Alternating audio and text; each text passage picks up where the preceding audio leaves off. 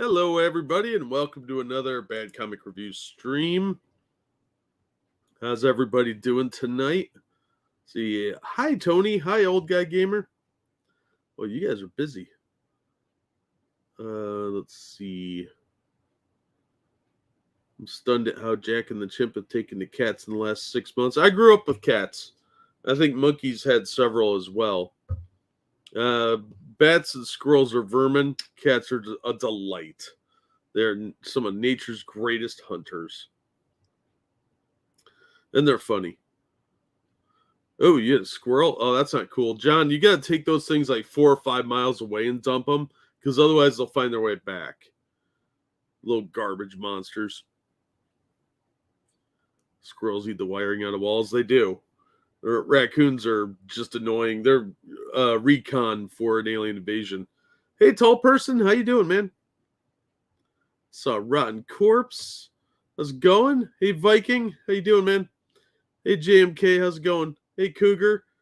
Hi, Evolved. Hey, Frosted. I was on Frosted Glass's channel last night on the corner. It was a lot of fun. Check that out. Hey, Lesser. Hey, Yoshi. Let's see. That looks like everybody so far. I'm going to be house sitting and looking after a cat the next couple of weeks. It's going to be fun. Nice. Have fun, man. Hey, Megan. Hey, Lion. Hey, Buster. Pellet gun, no squirrel problems. You'd be surprised how hard those little fuckers are to get out of your house. Especially if they're in your attic or in the walls. Hey, Sir Quack. We'll get to it. We'll get to it. Don't you worry. He's just being a silly goose. All right, but let's start with some... I don't know if it's depressing or not. This is from the Metro. Anne Rice died. So I guess there won't be any more vampire books. She's age 80. That's a pretty good run. The star's popular books include Interview with the Vampire Chronicles. Died surrounded by her family on Saturday night. Her son Christopher confirmed the sad news on a statement on her public Facebook page and explained that she died due to complications resulting from a stroke. Now, my mom recently had a stroke. Well, it's been a while now, but she's still recovering from that. So strokes are really wicked. And yeah, you can die from strokes. That's why it's so nasty. Dearest people of Page, this is Anne's son Christopher. It breaks my heart to bring you this sad news. Earlier tonight, Anne passed away due to complications resulting from a stroke. She left us almost 19 years to the day my father, her husband Stan, died. That's sad. The immensity of our family's grief cannot be overstated. As my mother, her support for me was unconditional. She taught me to embrace my dreams, reject conformity, and challenge the dark voices of fear and self-doubt. As a writer, she taught me to defy genre boundaries and surrender to my obsessive passions. That sounds kind of creepy. In her final hours, I sat beside her bed in awe of her accomplishments and her courage, awash in memories of a life that took us from the fog-laced hills of San Francisco Bay Area, filled with poop on the street, to the magical streets of New Orleans and the high crime rate, to the twinkling vistas of Southern California, full of illegal immigration. As she kissed Anne goodbye, her younger sister Karen said, "What a ride you took us on, kid. I think we can all agree. Let us take comfort in the shared hope that Anne is now experiencing firsthand the glorious answers to many great spiritual and cosmic questions, the quest for which defined her life and career. Throughout much of her final years, your contributions to this page brought her much joy, along with a profound sense of friendship and community." Christopher concluded the post by sharing plans for his mother's funeral. Anne will be interred in our family's mausoleum at Metairie Cemetery in New Orleans in a private ceremony. Next year's celebration of her life will take place in New Orleans. This event will be open to the public and will invite the participation of her friends, readers, and fans who brought such joy and inspiration throughout her life. Heartbroken fans quickly flooded the post with tributes to the late author. There's some of those. Reyes published her first novel, Interview with the Vampire, in 1976, with her debut going on to become a bestseller with Brad Pitt, Tom Cruise, and Kirsten Dunst starring in the cinematic adaptation. She followed that with sequels Vampire Lestat and The Queen of the Damned, with the series now spanning several books, including Blood and Gold and Prince Lestat. One of her last novels was in the Vampire Chronicles. She released Blood Communion, a tale of Prince Lestat, in 2018. The author also used a pseudonym for many of her other works, penning Exit to Eden and Belinda under the name Anne Rampling, and Beauty's Punishment under A.N.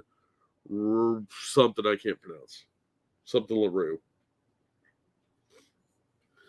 So yeah, I was never a huge Anne Rice fan. I thought it was a little too romance novelish. But a lot of people liked her work. If it wasn't for her, you probably wouldn't have Vampire the Masquerade or weirdos that run around in the 90s thinking they're actual vampires.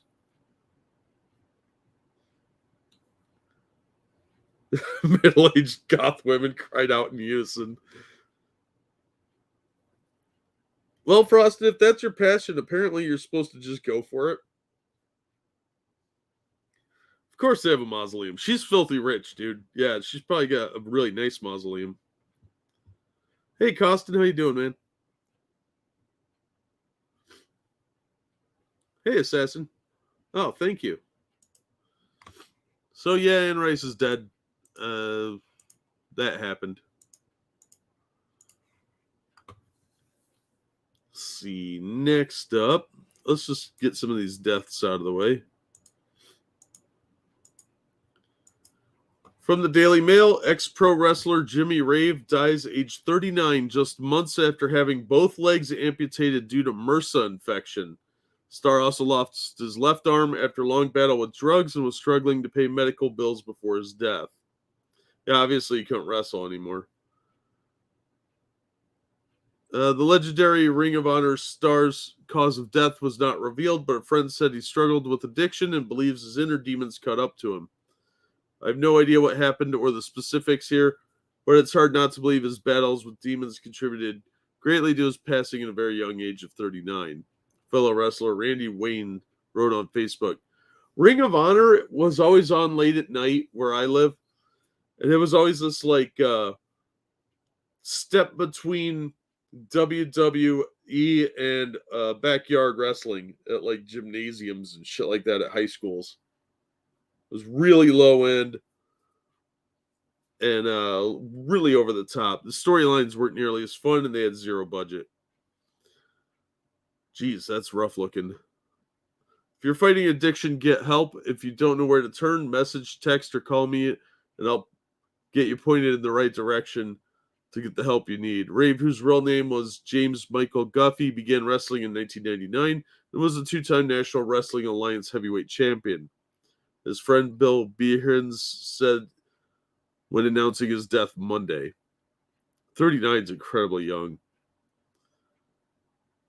MRSA's really nasty, though. During his decades-long career, he appeared in World Wrestling Entertainment's Sunday Night Heat, toured Japan with Dragon Gate Wrestling and New Japan Pro Wrestling, and wrangled with AJ Styles in the Ring of Honor. He also spent several years working as a booker for Rampage Pro Wrestling, where he led a Jimmy Rave-approved movement, his friends said. Last December, Rave announced on his Telegram that he was ending his pro wrestling career due to the amputation of his left arm. I've been very blessed for the last 21 years in pro wrestling and getting to live out my dream, he wrote. Today that dream has ended for me and I have a new reality. Yeah, that's a rough one to face, too. Got a lot worse, apparently. He says world came crashing down days earlier when doctors discovered the staph infection in his arm and said it was necessary to amputate it below the elbow. The situation only worsened for Rave, who revealed in late October that he had to have both legs amputated after a reoccurring case of methicillin-resistant Staphylococcus aureus. It's MRSA. Can't pronounce half that shit.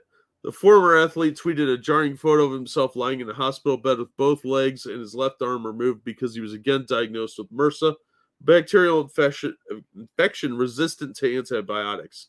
One of the only ways to stop it's to start cutting shit off. It's horrifying. And usually you get it from being in hospitals. Hey, Pete, how you doing, man? You could have drummed for Def Leppard. That's true. You gave a pile driver to a Hell Knight. Well, you know. Never interested in vampires. Vampires could be cool, but not the way she wrote them. Yeah, that's how we got sparkly vampires. Yeah, they need to come up with a great way to fight MRSA because usually you get it from dirty hospitals. I have a history with this and would cancel shows often due to this condition, he wrote on Twitter. I've gone this whole time not disclosing my legs because of this embarrassment. That sucks. Yeah, here's his obituary thing. I'll drop this in the chat if anyone is interested in reading it. Oh, geez, dude. 12 surgeries? Wow. Hey, Keeper Dam, how you doing? Yeah, he had a daughter and a son and both his parents and a sister. Jeez, ex-wife. Wow. That's horrific. His friend Behrens said the health troubles were triggered by his years-long drug addiction. Don't do drugs, kids. James has been struggling with drug addiction for many years, he said in a Facebook post. The struggles resulted in the amputation of his arm and later both his legs. Yeah, he probably got it from like a dirty needle. The wrestler, who has 2 children, was living in Philadelphia at the time of his death. His final social media post centered around medical bills and his struggle to pay them. A GoFundMe raised more than $47,000 for his medical and living expenses. That probably barely put a dent in it. In just a few hours, it'll be my birthday, he tweeted December 7th while asking for donations. It's never meant all that much, but this year's been super difficult. Yeah, look at these bills. 50 grand for room and board. That's where they really get you. Physical therapy, 20 grand. Pharmacy, 10 grand. Occupational, 10 grand. Lab expenses are the cheapest ones. One almost 2 grand and 1,200. Recreational therapy is another 6 grand. That's a lot of cash. But I know how much I racked up when I was in the hospital on my 40th birthday. And yeah, it was like $400,000. But yeah, that's pretty tragic way to go. Drugs are nasty. They could do awful things to you. Ate at my right knee. Oh my god, dude. That sucks, man. Sorry to hear it, JMK.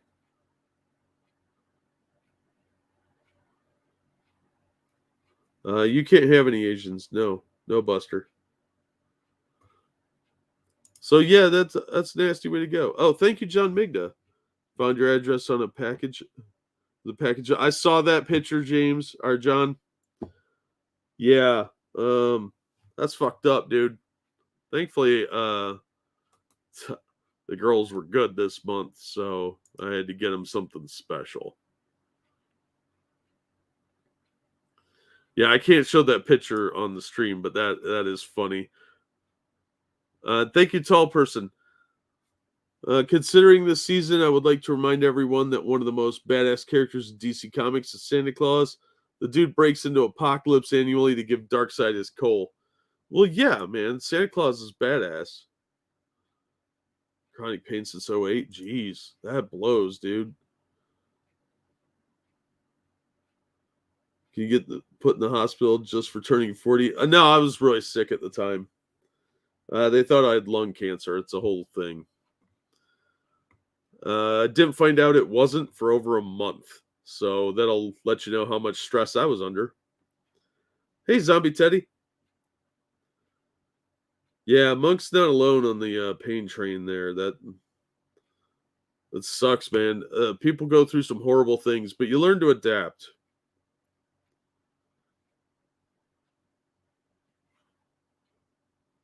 So you just have to make peace with where life puts you. But sucks, man. Drug addiction cost this guy his arm and eventually both his legs and probably his life.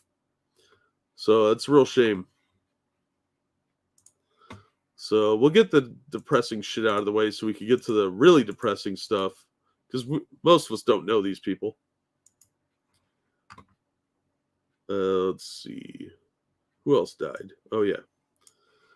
Over at the Daily Beast, we have what is actually a crime story, which is not exactly the norm over here. Stitch is out next week. Nice. Yeah, hopefully you and Old Guy aren't pushing your luck, because I know you guys both were kind of laid up.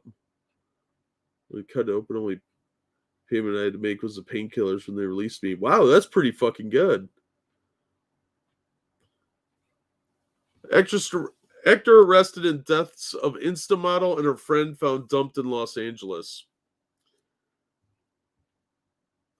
This girl we talked about, I think, briefly on Monkey in the Morning or on one of the Sunshine streams over on Mr. Awesome's channel. But yeah, she was murdered. She's an Instagram model. And they made an arrest. 42-year-old Hollywood wannabe has reportedly been arrested on the set of NCIS Los Angeles. Ironic. In connection with the mysterious death of a 24-year-old Instagram model and her friend. Brant Osborne, who originally hails from Staten Island, was one of 3 men arrested Wednesday over the November deaths of Christy Giles and Hilda Marcella Cabrielas Arzola, the Los Angeles Police Department confirmed Tuesday. David Pierce, 37, and Michael Ansbich, 47, were identified as the other 2 men taken into custody. Pierce faces a manslaughter charge, while Ansbach and Osborne are charged with accessory to manslaughter, according to Los Angeles County Sheriff's Department. It's believed that both women were given drugs and overdosed, the police department said in a press release that warned there could be other victims. And they were probably sexually assaulted too, but they're not talking about that. Giles' lifeless body was found dumped on the sidewalk of a Los Angeles area hospital after she had attended a warehouse party with friends in mid-November. Gabrielis Azola, a 26-year-old interior designer, was also dropped off at another LA area hospital. She initially survived, but was taken off life support weeks later when it was determined she was brain dead. The arrests were first reported by the New York Post. Inmate records at the Los Angeles County Sheriff's Office show Osborne was booked on Wednesday for a felony charge and is being held on up to $100,000 bail. Pierce and Ansbach were also listed with the same booking date and felony charge. No further details were immediately available on the allegations against the men. Giles' husband, Jan Chillers, told the Daily Beast on Thursday that he is happy the arrests got made.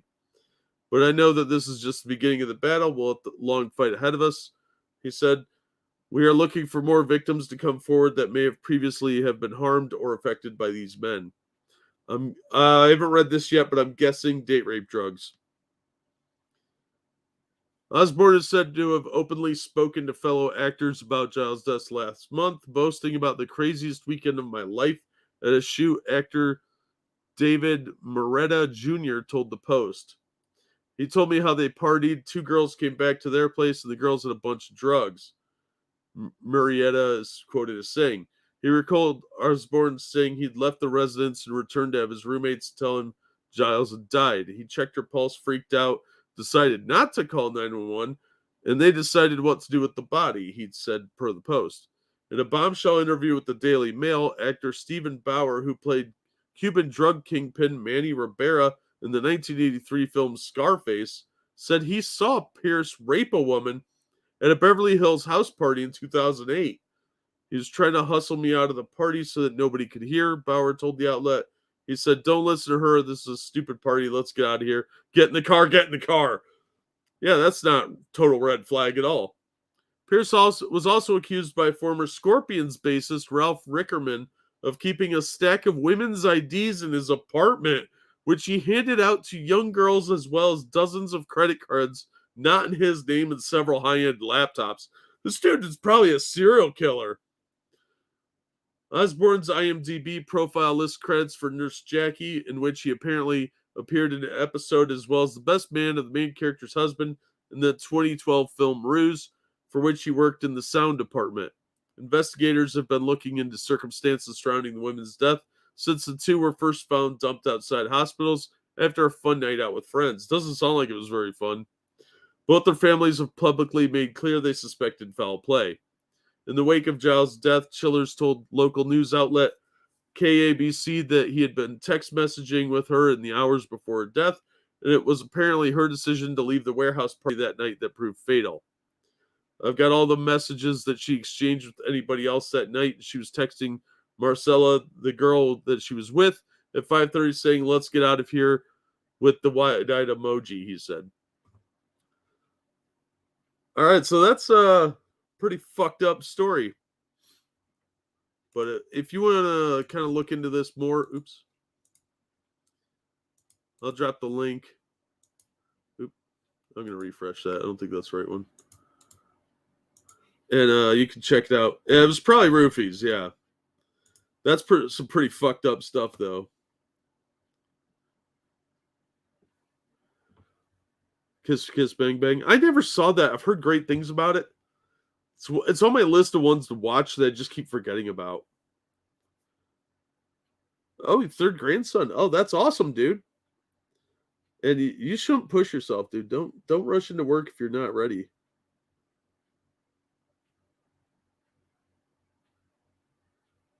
Zombie Teddy, I think you might be onto something there. But it'd be hard to show. I know, in Hollywood, and it wasn't a child. I think that's what surprises me the most. It's a shit way to die, though. Yeah, I'm guessing they did that for the purposes of bad touching. Especially if the guy has a history of it. All right, let's stick to the true crime thing for pop culture here for a second. Because another fucking crazy story dropped this week.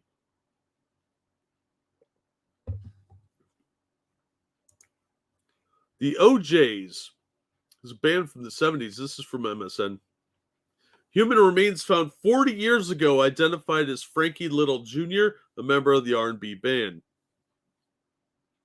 Partial human remains found in a garbage bag nearly 40 years ago have been identified as belonging to Frankie Little Jr., a member of the R&B band the OJs, according to police.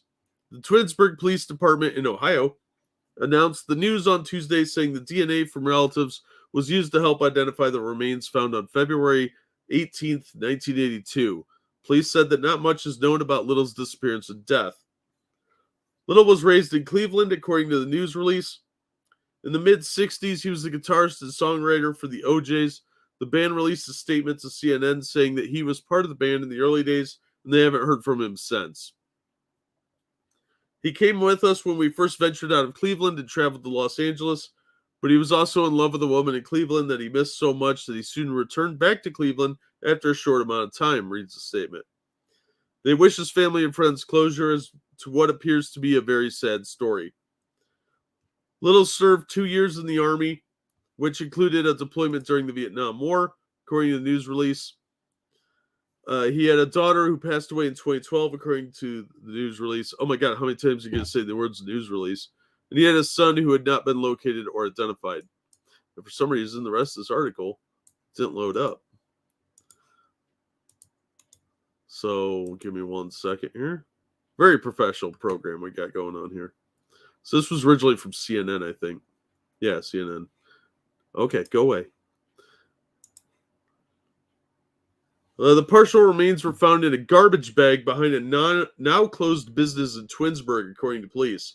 A worker at the business discovered a skull in the snow, according to CNN affiliate WEWS. Then police discovered the bag. It is believed the bones were a couple of years old and showed signs of blunt force trauma. This dude was murdered 40 years ago, and they'd never solved this case. Police ruled the manner of death a homicide. It was also noted the remains belonged to an African-American male, 20 to 35 years old, approximately 5'6", and that he may have had adolescent copious curvature of the spine. Must be like scoliosis. Well, the identity of who they belonged to remained a mystery for nearly 40 years until a partnership with the DNA Doe Project started in October. The organization provided names of potential relatives who gave police Little's name in a DNA sample. That sample was analyzed by the Ohio Bureau of Criminal Investigation Crime Lab, and Little's identity was then confirmed by Dr. Lisa Kohler of the Summit County Medical Examiner's Office. It's definitely nice that we could give some answers to the family, and hopefully they have some sense of closure. Twinsburg Detective Eric Hendershot told WEWS. He had a life and ultimately ended up here in Twinsburg with his life taken by another. It is believed that Little was last known to be alive in the mid-70s, according to police, and resided in Cleveland, about 24 miles from where the remains were discovered. They're continuing to investigate, which means they're going to get right on that. Oh, yeah, they got us working in shifts. That's really sad. Yeah, he was in Vietnam and everything. A daughter who passed away in 2012, who never got to know where her dad was, that he wasn't out for cigarettes. He just got fucking murdered.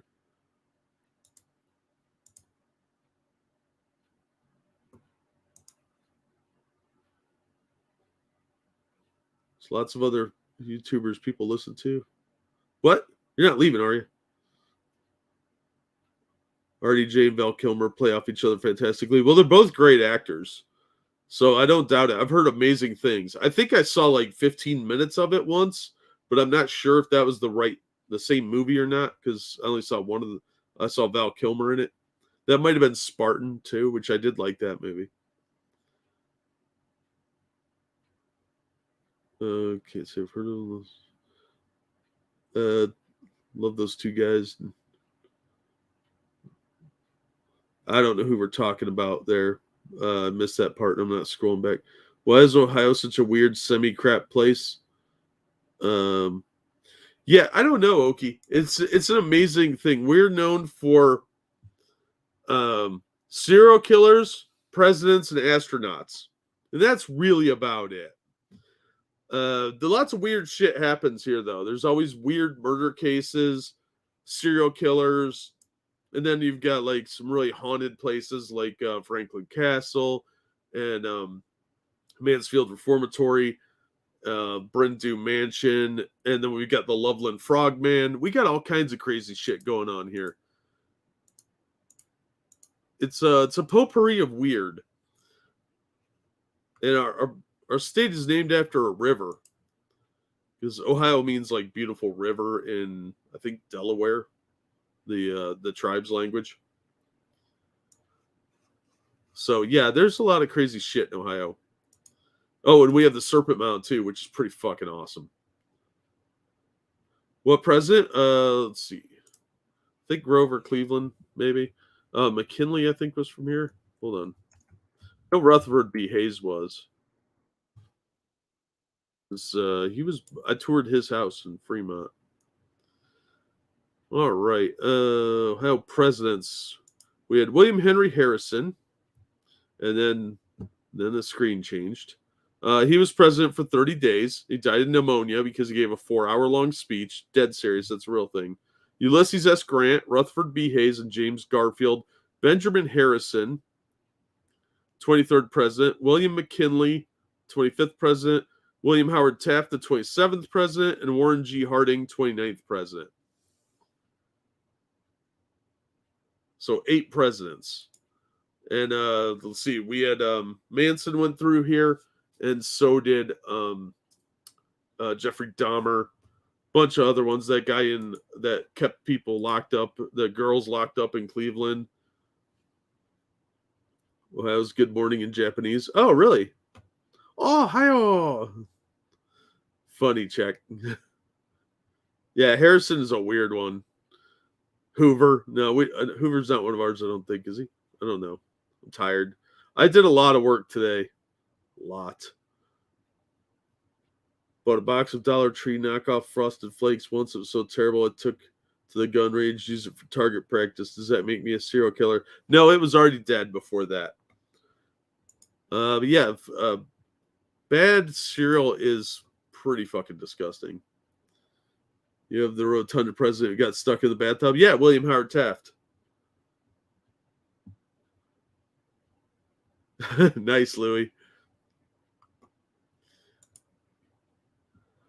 All right, let's talk about this one. This one's kind of depressing too. This is from the Daily Mail. 30-year-old Parasite star Park So-dam reveals she has thyroid cancer and had surgery to remove mass from her neck as she pulls out of upcoming press tour to focus on her recovery. Smart move. Pretty girl, 30-year-old Parasite star Park So-dam has been diagnosed with papillary thyroid cancer. The South Korean actress told CNN that she discovered she had the disease during a regular checkup with her doctor and quickly underwent surgery to remove a cancerous mass from her neck. Park is currently gearing up for the release of her new movie, Special Delivery, but has announced that she will no longer be participating in the upcoming press tour of the film so she can focus on recovery, something that has left her very disappointed. Being dead is more disappointing. Hey, how you doing? They're looking at pictures of me. Not interested in you, but you're pretty.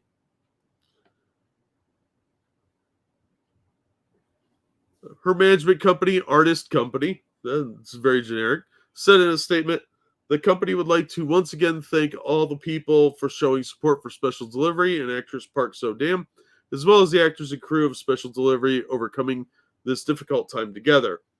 Actor Park So-dam will focus on her recovery so that she can see you all healthy in the future. The Artist Company will do our best to help the actor recover her health. Somebody put that through Google Translate. That's what happened there. She's average with weird ears. Wow, that's mean. That's mean. Her management team did not specify when the star was diagnosed with the disease or when she had the surgery. According to reports, papillary thyroid cancer is the most common thyroid cancer, makes up about 80% of all thyroid cancer cases. That sucks. The thyroid is the gland that sits below your voice box and produces hormones for your body. It's unclear what causes the cancer, but certain genetic conditions, family history, and the patient's age and gender can all play a role in their diagnosis. So if she was non-binary, maybe it wouldn't have. In most cases, it's asymptomatic, and some people can grow a mass on their necks. She's lucky she found it then. Peak onset is from 30 to 50 years old, and it affects more women than men. Well, I hope she's okay. This is pretty nasty. This type of cancer has a high cure rate, but it's reported that 10-year survival rates for all patients with this cancer is estimated at over 90%. That's good. According to WebMD, which says you're dying, it's often treated with surgery, but doctors can also use radioactive iodine, ablation in severe cases, as well as thyroid hormone pills. Park was skyrocketed into fame after she starred as Ki Jung, a young con artist posing as an art therapist in the Oscar award-winning movie Parasite, which was directed by Bong Joon-ho. She also starred in some South Korean movies and TV shows, including Beautiful Mind, The Silence, The Priests, and Veteran. So, yeah, I wish her good luck. She's pretty. I don't care about her weirdly big ears.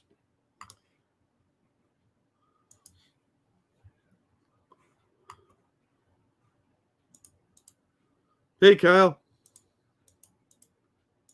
So I'll try. Hey, Louie.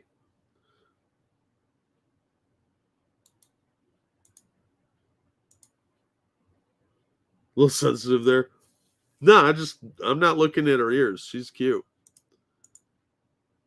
They're not like Dumbo big. I think mostly her haircut. She grows longer hair. Should cover them up. It's no big deal. All right, continuing our theme of murderous rampages and weird shit. From the BBC, a Mexican actress and singer was shot dead while she waited to pick up her 11-year-old son from a football academy in the state of Morelos? I don't know. Reports say. She's had some Botox, I think. Tania Mendoza was outside the sporting complex in the city of something I can't pronounce with other parents when two armed men arrived on a motorbike on Tuesday. Motorcycle is the most common used assassination vehicle because you could weave in and out of traffic, and the person on the back can just gun people down. One of them shot her multiple times before escaping with his accomplice. At least 10 women were murdered in the country every day last year, according to official data. That's fucked up.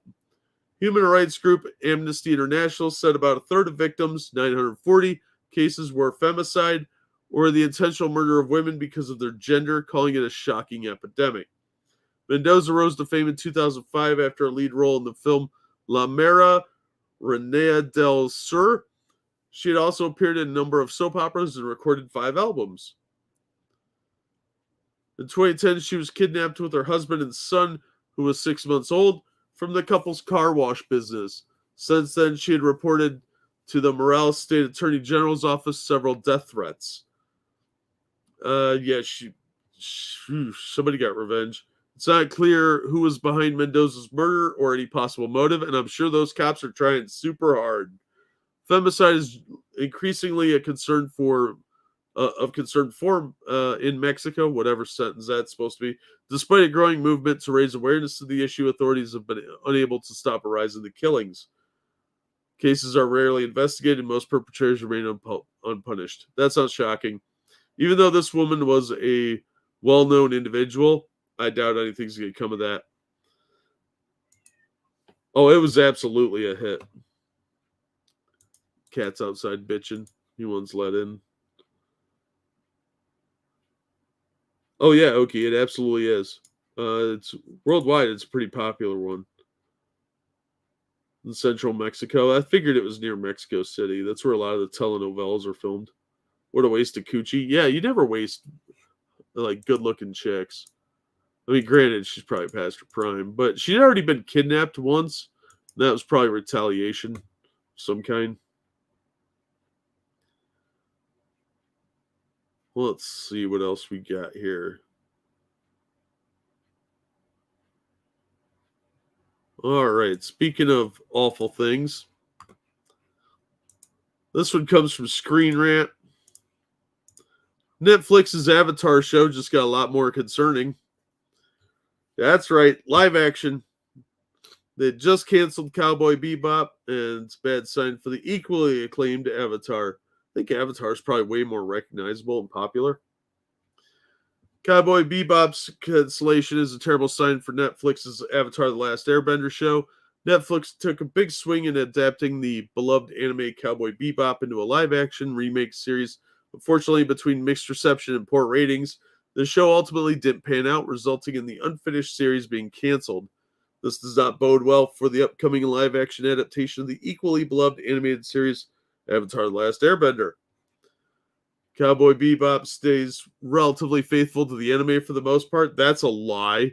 However, it also makes several crucial changes to the story, the most notable of which being Ed's absence for the majority of the first season, as well as some questionable casting decisions and Julia's betraying Spike, spoiler alert, after taking over. Yeah, that was dumb. Hence the largely negative reviews. As a non-fan of the animated series, I thought it was okay. It was just kind of weird, and some of the changes, some of the characters were annoying, stuff like that. Cowboy Bebop's cancellation is bad not only because Netflix's gamble didn't work out, but because now confidence in the Avatar series remake seems threatened to run the same risk. I don't know why anybody would have confidence that Netflix was going to adapt this well. The rumor that's been going around is that it's going to be set in modern day high school. The series, shut up, cat. The series has already come under fire for a variety of issues noticed by audiences in a way that's reminiscent of early audience skepticism toward Cowboy Bebop, with pre-release skepticism toward Cowboy Bebop being essentially confirmed by the series cancellation. Avatar is entering the Netflix streaming platform with even more so on the defensive. It's already been met with intense scrutiny for many reasons. One reason is that, like Cowboy Bebop, the original animated series had such a devoted fan base that many felt like the original to be untouchable. I don't think that's the case, though. I think they're worried Netflix is going to bone the goose here. Because I've seen Avatar The Last Airbender. It's one of the few cartoons I've seen the entire run of. like Masters of the Universe and this, and probably 2 others. Not helping matters is that M. Night Shyamalan already directed a live-action adaptation in 2010 with disastrous results. He was trying to force too much into one movie. The failure of Cowboy Bebop will likely lead to fans and viewers to believe the same thing will happen with Netflix's Avatar series. No, I think they all kind of knew that going in. Departure from the show's original creators, whatever those people's names are, the creators were originally attached and then they left. This adds concern for fans about the direction the series will be taking, given the negative reaction towards some of Cowboy Bebop's major changes from the anime. This only makes the situation worse for Netflix. So I think people are more skeptical of it if the rumors are true than they are about this being adapted to live action. Because you absolutely could make it live action, but you have to be faithful to the cartoon. Egg will accidentally airbend the bully's food tray, causing a food fight. Yeah, something stupid like that. The blood bending is freaky. They think they could take any popular anime serious, comic book, or game and make a TV show that people want to watch. Yeah, they want to make it super serious, very realistic, and that's boring. Nobody wants that. They want fantastical, and they want fun and adventure, not a bunch of social messaging and diversity quotas. Should have been a slam dunk. You're not wrong, Oki. It absolutely should have. They just made a carbon copy with real people. Yeah, absolutely. People would love that. You'll make everyone happy then. Old fans will love it. New fans will be interested, and then they'll have a lot of cross currents.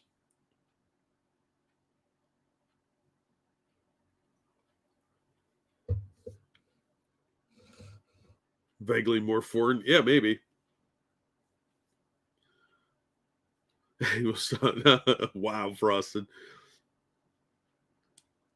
I'd rather see genuine fan remakes. Yeah, a lot of the fan stuff is way better than what Netflix is doing. Stop CGI. Yeah, practical effects always look way cooler. CGI looks real dated real fast. In what is probably some good news from, where is this from? CBR. Blue Beetle movie sets 2023 theatrical release date. It's not the real Blue Beetle. This is fake diversity hire Blue Beetle. A kid from Cobra Kai, whose name I can't pronounce, is going to be in it. According to the Hollywood Reporter, the Blue Beetle movie is no longer being planned as an HBO Max exclusive. It's now eyeing a theatrical premiere with the release date of August 18th, 2023. Directed by Angel Manuel Soto from a screenplay by Gareth Dunnett something. Blue Beetle stars Zolo, what's-his-face from Cobra Kai, as main protagonist Jamie Reyes. It will be the first DC film to focus on a Latino superhero. Diversity points! The fact they had to tell you that, instead of saying anything about the plot, tells you exactly how good this is going to be. Warner Brothers has set release dates for a number of other films as well. The Last Train is slated to release in theaters April 21st, 2023, followed by an animated Wizard of Oz spin-off film, Toto, on February 2nd, 2024. As far as streaming is concerned, Kimmy is set to debut on HBO Max on February 10th of 2022, followed by Moonshot, March 24th, 2022. Created by Keith Giffen, a good writer, James Rogers, and Cully Hamner, the character Jamie Reyes first appeared in 2005's Infinite Crisis 3 before officially taking up the mantle of Blue Beetle, previously carried by Dan Garrett and Ted Cord. A couple months later, in 2006's Infinite Crisis 5, hailing the West Texas town of El Paso, Jamie's a teenager who came in contact with the mystical scarab that gave Dan Garrett his powers in the first place. Jamie is perhaps best known for his time as a member of the Teen Titans. He's an okay character, actually. I just don't think he should be called Blue Beetle because they have 2 Blue Beetles running around because they retcon Ted Cord's death in a sort of way. He's back, and he's the real Blue Beetle. Dan Garrett hasn't been in the comics since like the 40s, so most people don't even remember him. Jamie Reyes, Blue Beetle, was previously portrayed in a live action by Jaron Brant Bartlett in the 10th and final season of Smallville. Very weak season, by the way. The characters also appeared in some animated series as Batman the Brave and the Bold and Young Justice, as well as in such animated films as Justice League vs. Teen Titans and Teen Titans The Judas Contract, which that character was not in the Judas Contract storyline, so that's stupid. So, I don't know. This could be pretty good or it could be total dog shit. It depends how woke they get with it. If they're like, oh, because he's from El Paso, that means he's an illegal immigrant, then it's going to be stupid. Take a movie about a singing dung beetle at this point as long as it's unique and creative. Yeah, I know, Cougar. I know. Yeah, Young Justice was pretty decent from what I understand. Read the comic book back in the day, but I never saw the cartoon. So that's going to come out next year. 2023, rather. So only a year and a half to go. Because of DC and Justice games. Yeah, I love those games. I'm so bad at them. All right. So I don't know if you guys have been following what's been going on over at Disney World, but they've got this new Star Wars themed hotel, and they released a video for it, which has been taken down. This is from the New York Post. Disney removes video for pricey Star Wars hotel mid-fan backlash. The going rate for this is ridiculous, and you're only there for like 48 hours. Disney quietly yanked a video of its new Star Wars themed hotel that promised an immersive adventure for more than $1,200 a night after fans slammed the lodging as subpar and too expensive. The Mouse House scrubbed the promotional video from Twitter and YouTube, according to Insider. The cruise ship-like hotel, dubbed Star Wars Galactic Star Cruiser, is the centerpiece of a 2-night voyage through a virtual Star Wars galaxy that's set at Disney World in Florida.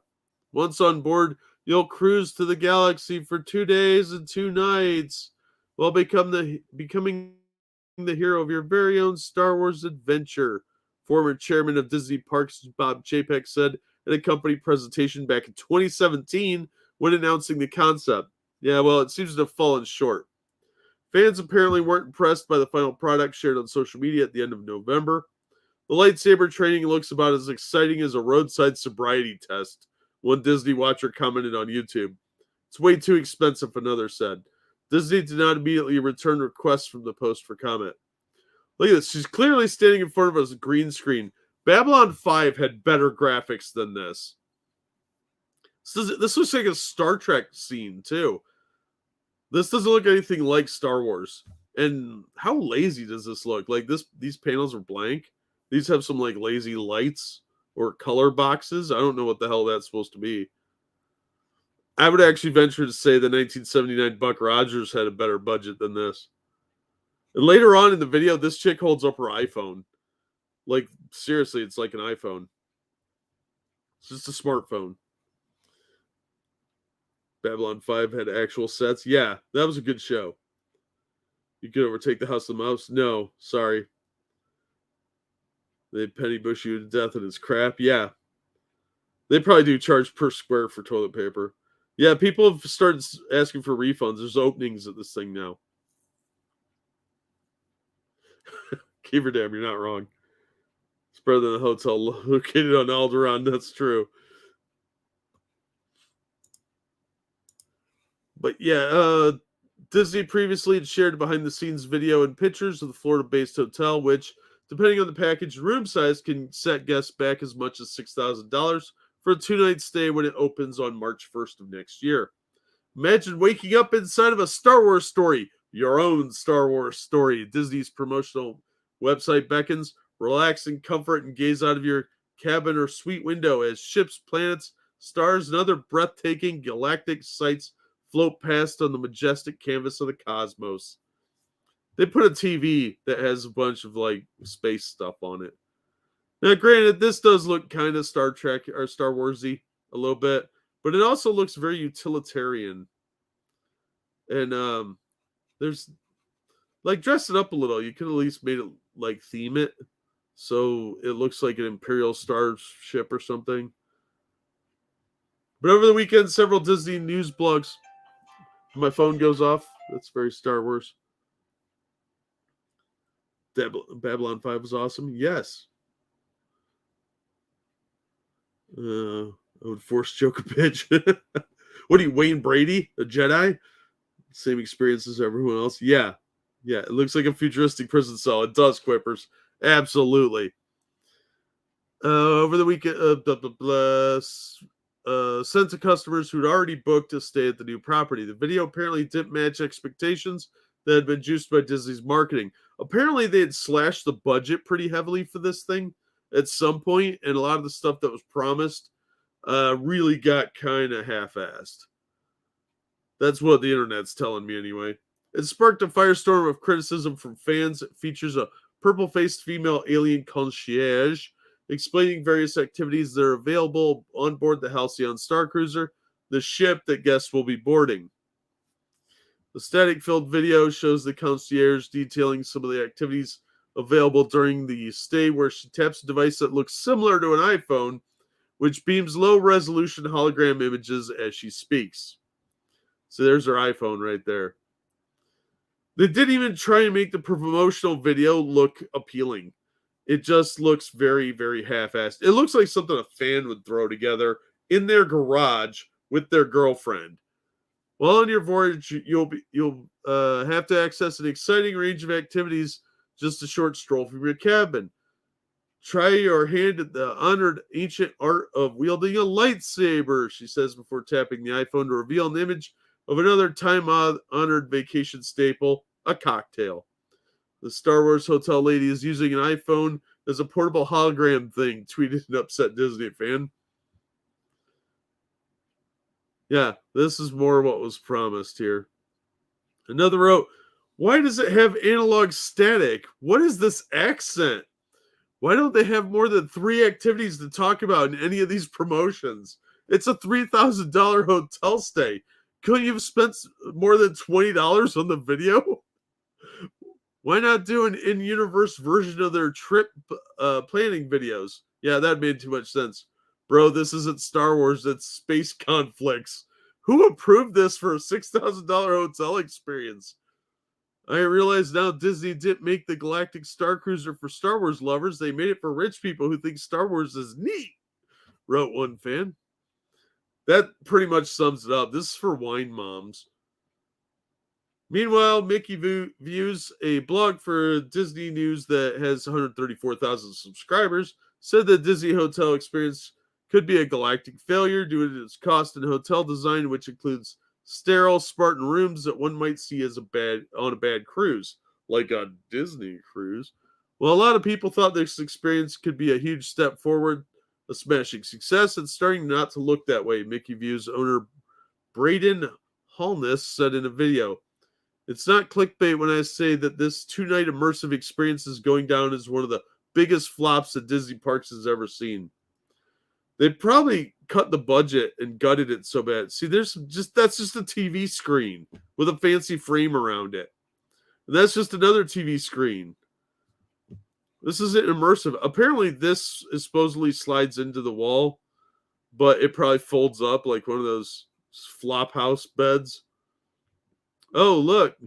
Space food. Ugh, that looks disgusting. Look, let me guess. Hot mustard and barbecue sauce? And a mint on whatever the hell this shit is. Named the manufacturing plant where the hell, blah, blah, blah. I don't care. Reservations booked up quickly when the hotel was announced, but now as the 90-day deadline to cancel approaches, customers appear to be canceling their expensive commitments. According to the website, a number of openings have been popping up in March, April, and June. So, yeah, this appears to be going pretty sideways for Disney. And I blame a lot of it on this video. I'm going to drop the link in chat because you can still find the video online if you're interested. And believe me, it's worse than it looks. I hope they lose money on this. Yeah, they probably will. Fold like a bad couch, exactly. Battlefield Earth Motel.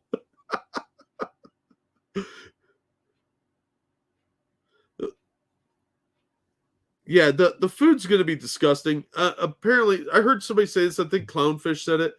The Disney mentality for alien food seems to just be like, let's make it a weird color, and that doesn't always work. In fact, that usually backfires because it looks disgusting. Thank you, Evolved Potato.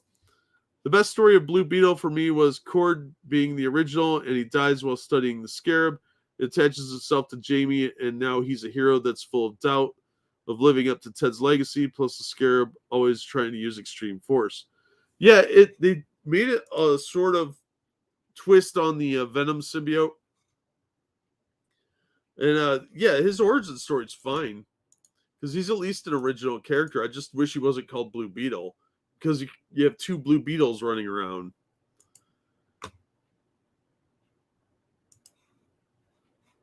And it gets a little annoying and confusing.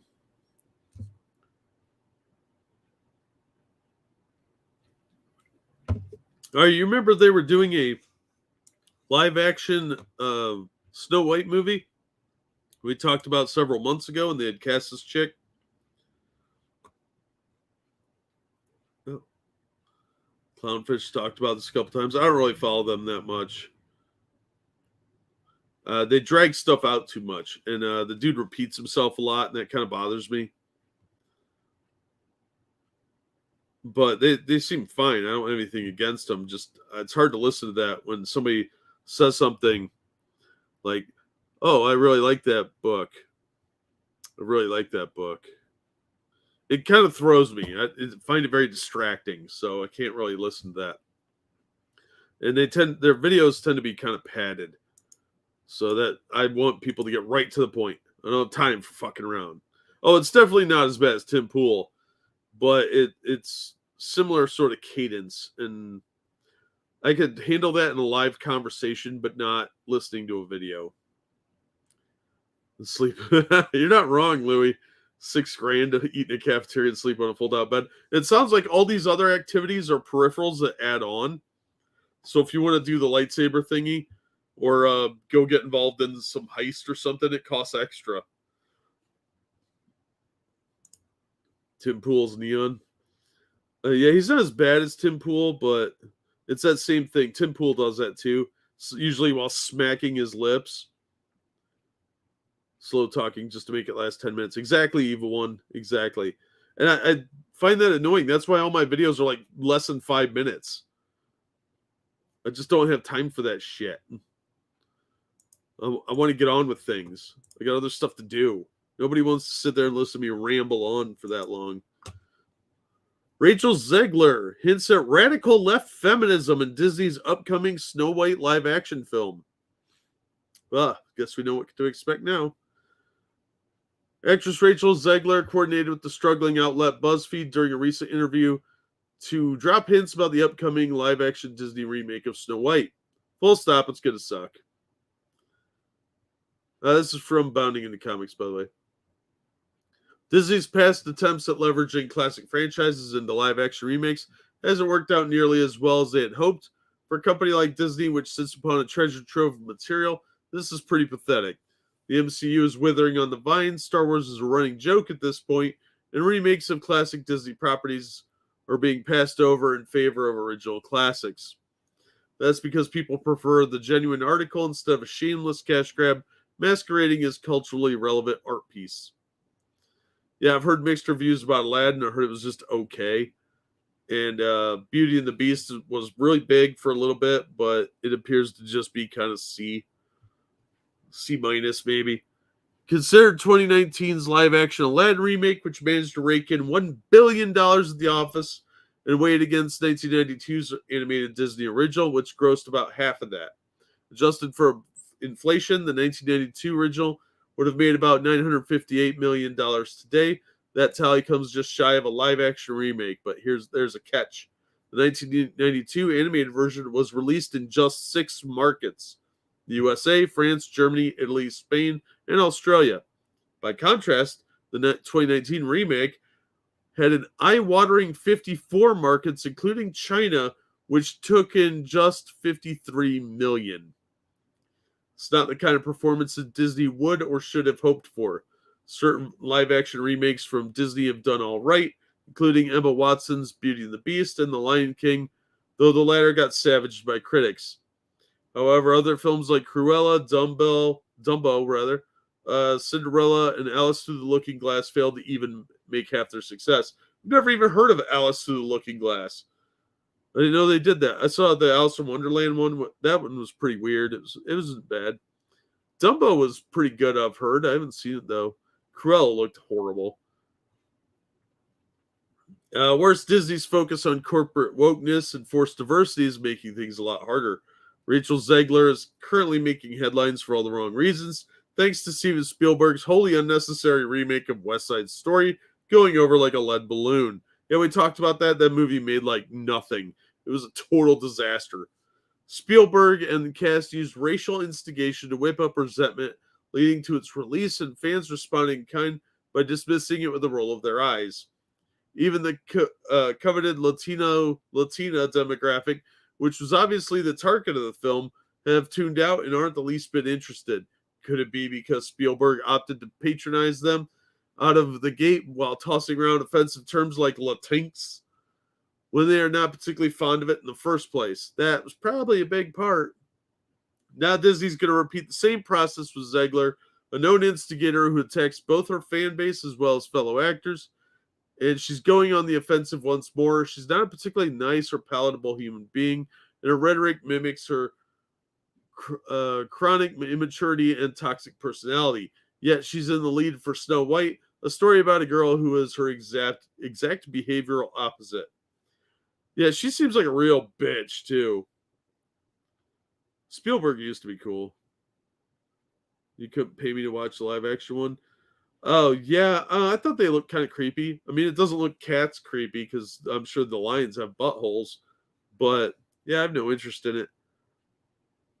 I never saw the original Lion King in the theater like so many other people did. I was a little too old for it anyway. I just had no interest. But it's a good movie. I liked it better when it was that Asian movie I thought was more interesting. Maria, the 1961 version of West Side Story, was played by Ukrainian. Oh. I like this old stuff, and it's very little of its head up its own ass. Who? All right. Oops. She recently stepped on another rake when she had attacked Americans for their dislike over Steven Spielberg's decision to omit subtitles from Spanish-speaking scenes of West Side Story. It is respect, she shouted. It is respect for my upbringing in a Spanish-speaking household. It is a respect for the fact that this nation does not have an official language. That doesn't mean we know what the hell it's saying, you idiot. Yeah. I wish they'd just make English the official language and get it fucking over with. Unfortunately, nobody taught Zegler basic history about the Founding Fathers, who believed that an official language in a cultural melting pot like in America would end up being a divisive issue. Once again, the founders demonstrated more progressive than the so-called progressive left. Well, they did use Latinx, so the decision to cast a non-white actress in the role of a Caucasian lead is nothing new, but that's the point. And Zegler is waiting in the wings to pounce on the backlash. This is, of course, is how the left operate. They do something they know will cause resentment on purpose, simply to reaffirm their own distorted conclusions of reality. It is worth analyzing what cultural leftist zealots like Zegler would do if Disney decided to cast a Caucasian actress as Tiana in the live-action adaptation of, say, the excellent 2009 animated film The Princess and the Frog. Of course, that would never happen because race and gender swapping always moves in one direction 100% of the time. That's a fact. What's even more ironic is the vast swaths of white moviegoers want such a racial flip in the first place. It's hard to think of anyone, regardless of the race, who would be interested in seeing a white Blade. Yeah, I wouldn't care about that. I'd just be like, that white dude's named Blade. What is he, a soap opera? Similarly, the left thinks it's totally okay to cast a black actress as Anne Boleyn in a historical piece. That was so dumb.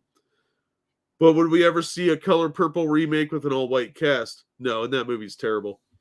No, nor would anyone want to, because Color Purple's a shit movie. And it really kind of demonizes black men in that movie. Coincidentally, this is also why most people don't have a huge issue with Miles Morales as Spider-Man. He sucks, specifically because he's not Peter Parker.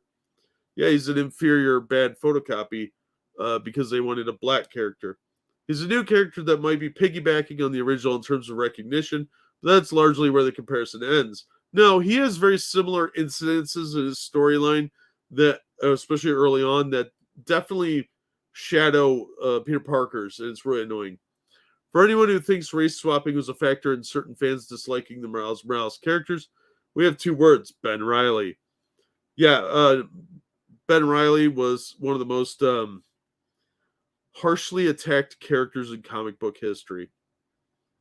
For all my bitching and moaning about Miles Morales, he at least was a little bit more original than what they did with Ben Reilly at first. They've improved him quite a bit over the years, don't get me wrong. As for Zegler's specific comments on Snow White, she told BuzzFeed, "There's not much I can say about it, besides the fact that Snow White has constantly been criticized, even though she's the original Disney princess, and we love her so much, but criticized for existing solely for a prince. Existing solely to be rescued." Yeah, she didn't have her own character or anything. She went on to reveal that her version of the character would be stronger, saying, "And I think that our director, Mark Webb, and everyone who's working on the film has already taken her narrative and turned it into something that's a lot stronger, and I'm very, very excited to be able to bring that to life. It's code speak for the radical third-wave feminist agenda infiltrating classic properties in an attempt to push a female empowerment narrative. It absolutely is, sadly. The problem is that there are inexhaustible ways of showcasing strong female leads that do not alienate the movie-going populace in the process. Let's not forget, Ripley is now a Disney princess because Disney owns the Alien franchise. Snow White is not one of them. It's a classic tale, and fans have expectations going in that they do not wish to be subverted. Oh, that's because you rubes don't know what you want yet. They know what's best for you. Trust them. The entire concept of the film revolves around a traditional romance story with a beautiful and kind-hearted female lead and a chivalrous gentleman. Upon last check, neither of the two archetypes are exclusive to a specific skin color. Neither are all women kind nor all men chivalrous, but those are typically the societal gender standards that make for a happy culture. And they're stories people want to hear. Arguments can be made about the objective standards of beauty and culture in society, but that's not the point of the story. And who wants to really make out with a big fat heffalump? Nor does the story itself require a white protagonist. Any female of any racial group could have been Snow White. In this case, however, Snow White is actually white. The source material indicates. Here's from an 1852 Icelandic translation of the Grimm version fairy tale. And those dwarves look like they're up to something. They're Antifa dwarves, I suspect. And this is a trash can they found somewhere. They're going to set it on fire later. This attempt to break down barriers of gender, sexuality, and race by beating everyone over the head with a tyrannical hammer is quickly losing steam. The Eternals was Disney's latest attempt to prioritize identity groups and intersectionality over character development, or a story and everyone tuned out. Same thing is happening on Disney Plus with woke failures like Falcon and Winter Soldier. That was terrible. And bait and switch shows like Hawkeye. That's absolutely what they're doing. It is barely about Hawkeye. And the Hawkeye parts are great. It would be a much better show if it was just about him. It's also worth noting that the left's stubborn insistence on pushing the term Latinx is absolutely astonishing. According to Think Now study in 2019, a whopping 98% of Latino folks hated being called Latinx. They would prefer to be called Hispanic or Latina. That figure is backed up by figures from both Gallup and Pew Research. This goes on for a little while longer, but you get the general idea. She's going to make this woke as fuck. It's girl power, rah, rah, rah. Oh, hey, Wandering Lisa. How you doing? Hey, Raymond. Oh, wait, director Mark Webb as in director of The Amazing Spider-Man 2? Yep. Yeah. Great sign? I don't know. What the fupa? Does she have a fupa? I didn't know. Wouldn't surprise me, though. Yeah, I think the real bellwether for this stuff was Dark Fate. That was a total dog shit movie. And the fact that it did do well was really good too. Well, obviously Assassin, yeah. What color is the moon? It's probably a yellowish because it's made of cheese.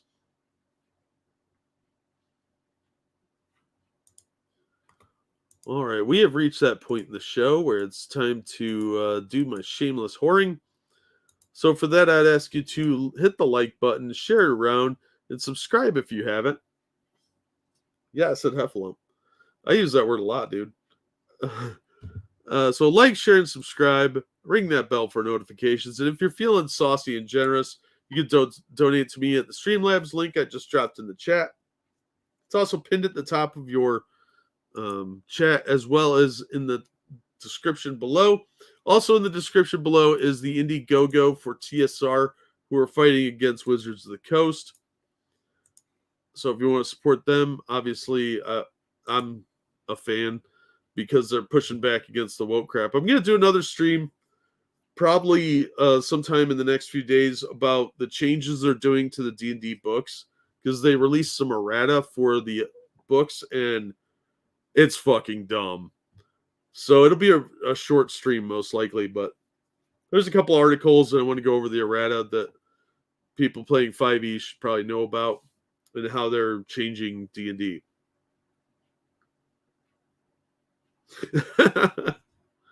TSR, yeah. Gary Gygax Jr.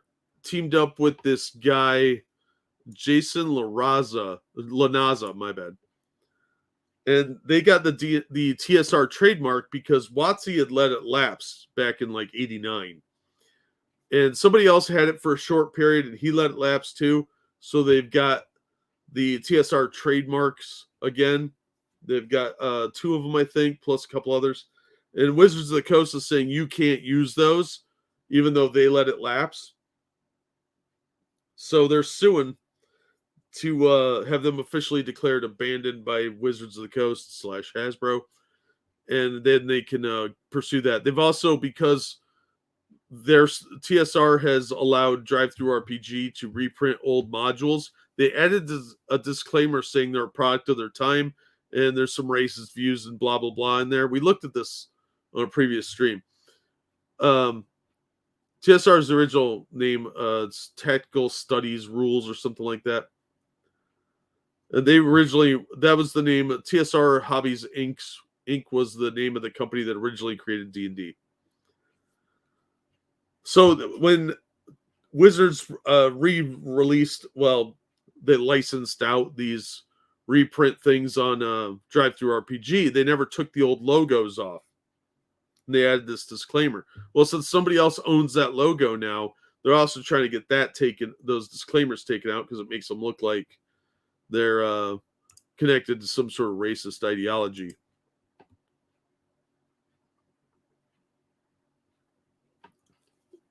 Yeah, it's just lazy wandering, Lisa.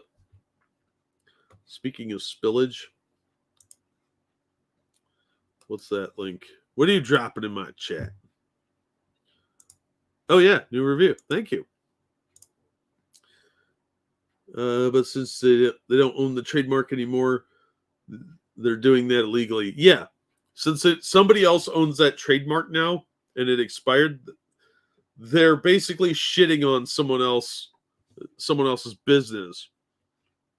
And it's really about the fact that TSR is trying to use that trademark for their business, and WotC is saying you have to unregister that or stop registering new trademarks under that name because they claim they de facto own it and they're harassing them. So yeah, they don't own it anymore, so it's none of their fucking business. Yeah, Assassin, it's actually a lot more ludicrous than that too, because now they're getting rid of spells that have the word monkey in them. Shillage. Don't get me started on the Thacko the Clown. I know, that really pissed me off. Speaking of things that'll piss you off, Warhammer fans, got one for you. This one's from Bounding as well. Warhammer 40,000 Space Marine 2 senior writers' support for defunding the police and blacklisting cis white men sparks concerns over game's narrative. Creative director and cis team will honor lore. Yeah, get ready for that mess. Some fans are concerned about the anti-police and anti-white beliefs of Warhammer 40k Space Marine 2 senior writer. Announced for PC, PlayStation 5, and Xbox Series XS at the recent Game Awards 2021. In a moment that came as a genuine surprise to Warhammer fans, especially in light of how the first entry in the hack and slash shooter series was released over 10 years ago, Warhammer 40k Space Marine 2 will see the long-awaited return of Captain Titus, or rather Lieutenant based on his armor, following his apprehension by Inquisitor Thrax and his Black Templars at the end of the last game. Though details of the game are scarce given how early on the game is in development, it's been confirmed that Titus himself has been recast, with Clive stand-in from Mirage Vikings Taken TV series, set to succeed Hollywood actor Mark Strong. Mark Strong's awesome in the role. While most of the components made in the wake of the game's comments in the wake of the game's announcement have been in praise of the fact that it's even being made, a sizable amount of discussion centered around senior writer Ashley Cooper's identity as a transgender woman, with some even heralded as a positive sign for the game's direction. However, there's a 41% joke in there somewhere I'm not allowed to say on the internet. However, some fans have taken issue with the reveal of the Gotham Knights and RuPaul Drag Race writer Ashley Cooper as part of the game's writing team, and her espoused political and social beliefs garnering concern from fans who have grown tired of the ever-growing trend of using popular IPs to promote left-wing ideals. Aside from a recent assertion that she still gets full-body chills when Rey powers up the lightsaber for the first time at the end of Star Wars The Force Awakens, oh dear God. Most of Cooper's ire-drawing comments seem to have come from around the time of the death of George Floyd and the resulting Black Lives Matter riots. Of course they do.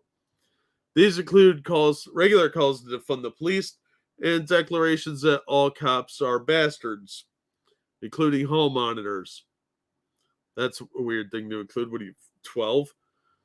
Cooper seems to also seemingly advocated the riots, tweeting in July of 2020, "We must return to civil discourse is leave my bigotry in peace in well-off white speak." Yeah, sure, lady. Despite being white themselves, Cooper has also made tweets that could be seen as bigoted against white individuals, or at the very least, white straight men, easiest target in the world these days, including one in which she insisted that comics don't belong to you, comics never belong to you. Nobody ever said they did, lady. In other words, she advocated for not casting cis white men and stuff for a year and see what happens just for fun. Watch back issues skyrocket and old DVD sales. Soon after their social media history came to widespread attention, Cooper's position was publicly defended by Warhammer 40k Space Marine 2 creative director Oliver Hollis-Leek, who attempted to assure fans that senior writer had ability to put aside their beliefs for the sake of the game's story. Yeah, in modern day, I'll believe that when I see it. Ashley is one of the writers on our team, which includes myself. Hollis-Leek explained to a number of worried fans on Twitter, "We're working hand in hand with Warhammer and Black Library to create a true 40k adventure of epic scale. Yeah, it's all going to be about the evil Space Marines being stopped by anti-fascists, right? All we care about is delivering an experience that honors everything that makes 40k what it already is. A fight against fascism, man!" After receiving a wave of skepticism from fans, Cooper deleted their initial announcement tweet, eventually posting a more somber follow-up message in an attempt to reassure fans of their commitment to the series' identity.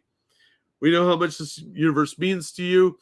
We know how much you have hoped for Titus to continue his story. We and Games Workshop want to do the game justice and the fans proud." Yeah, right. One such critic, Twitter user Lord Metal Man, that's a pretty badass name, explained the situation to Cooper, writing, "Generally hope you live up to that promise. I hope you are aware of the burden you have taken here. Do not take anything said by anyone." The user continued, "We have our hopes trampled on and mocked too much in the past. It has left us very cynical. Let us see what time brings. This game's gonna fucking blow. I bet money on it. Might look pretty, but the story's gonna be fucking woke bullshit.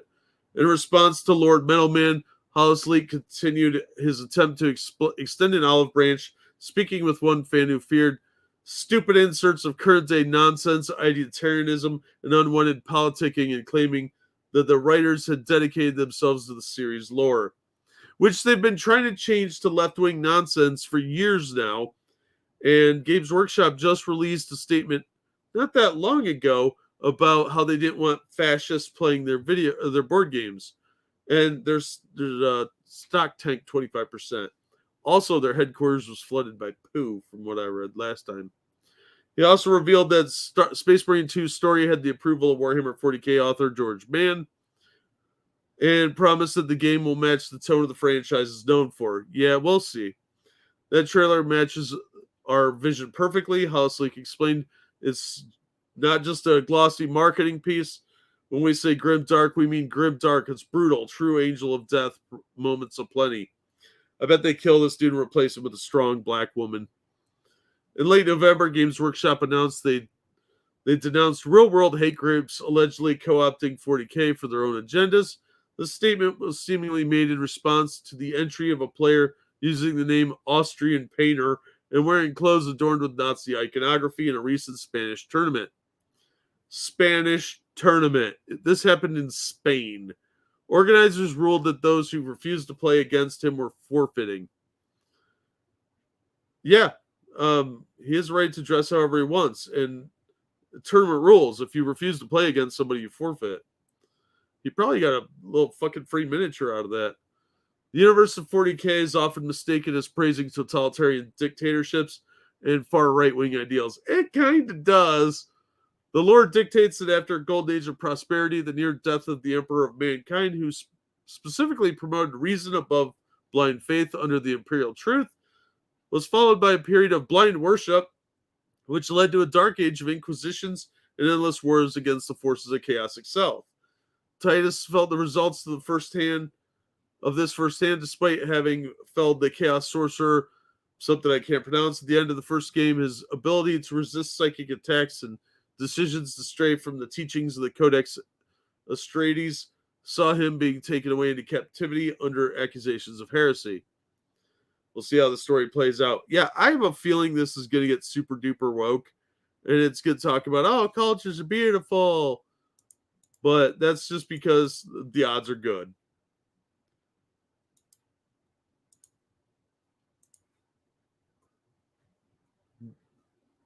The world beavers? The word beavers.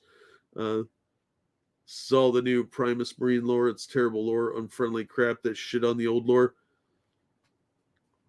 Yeah, it's probably going to be a bunch of woke nonsense.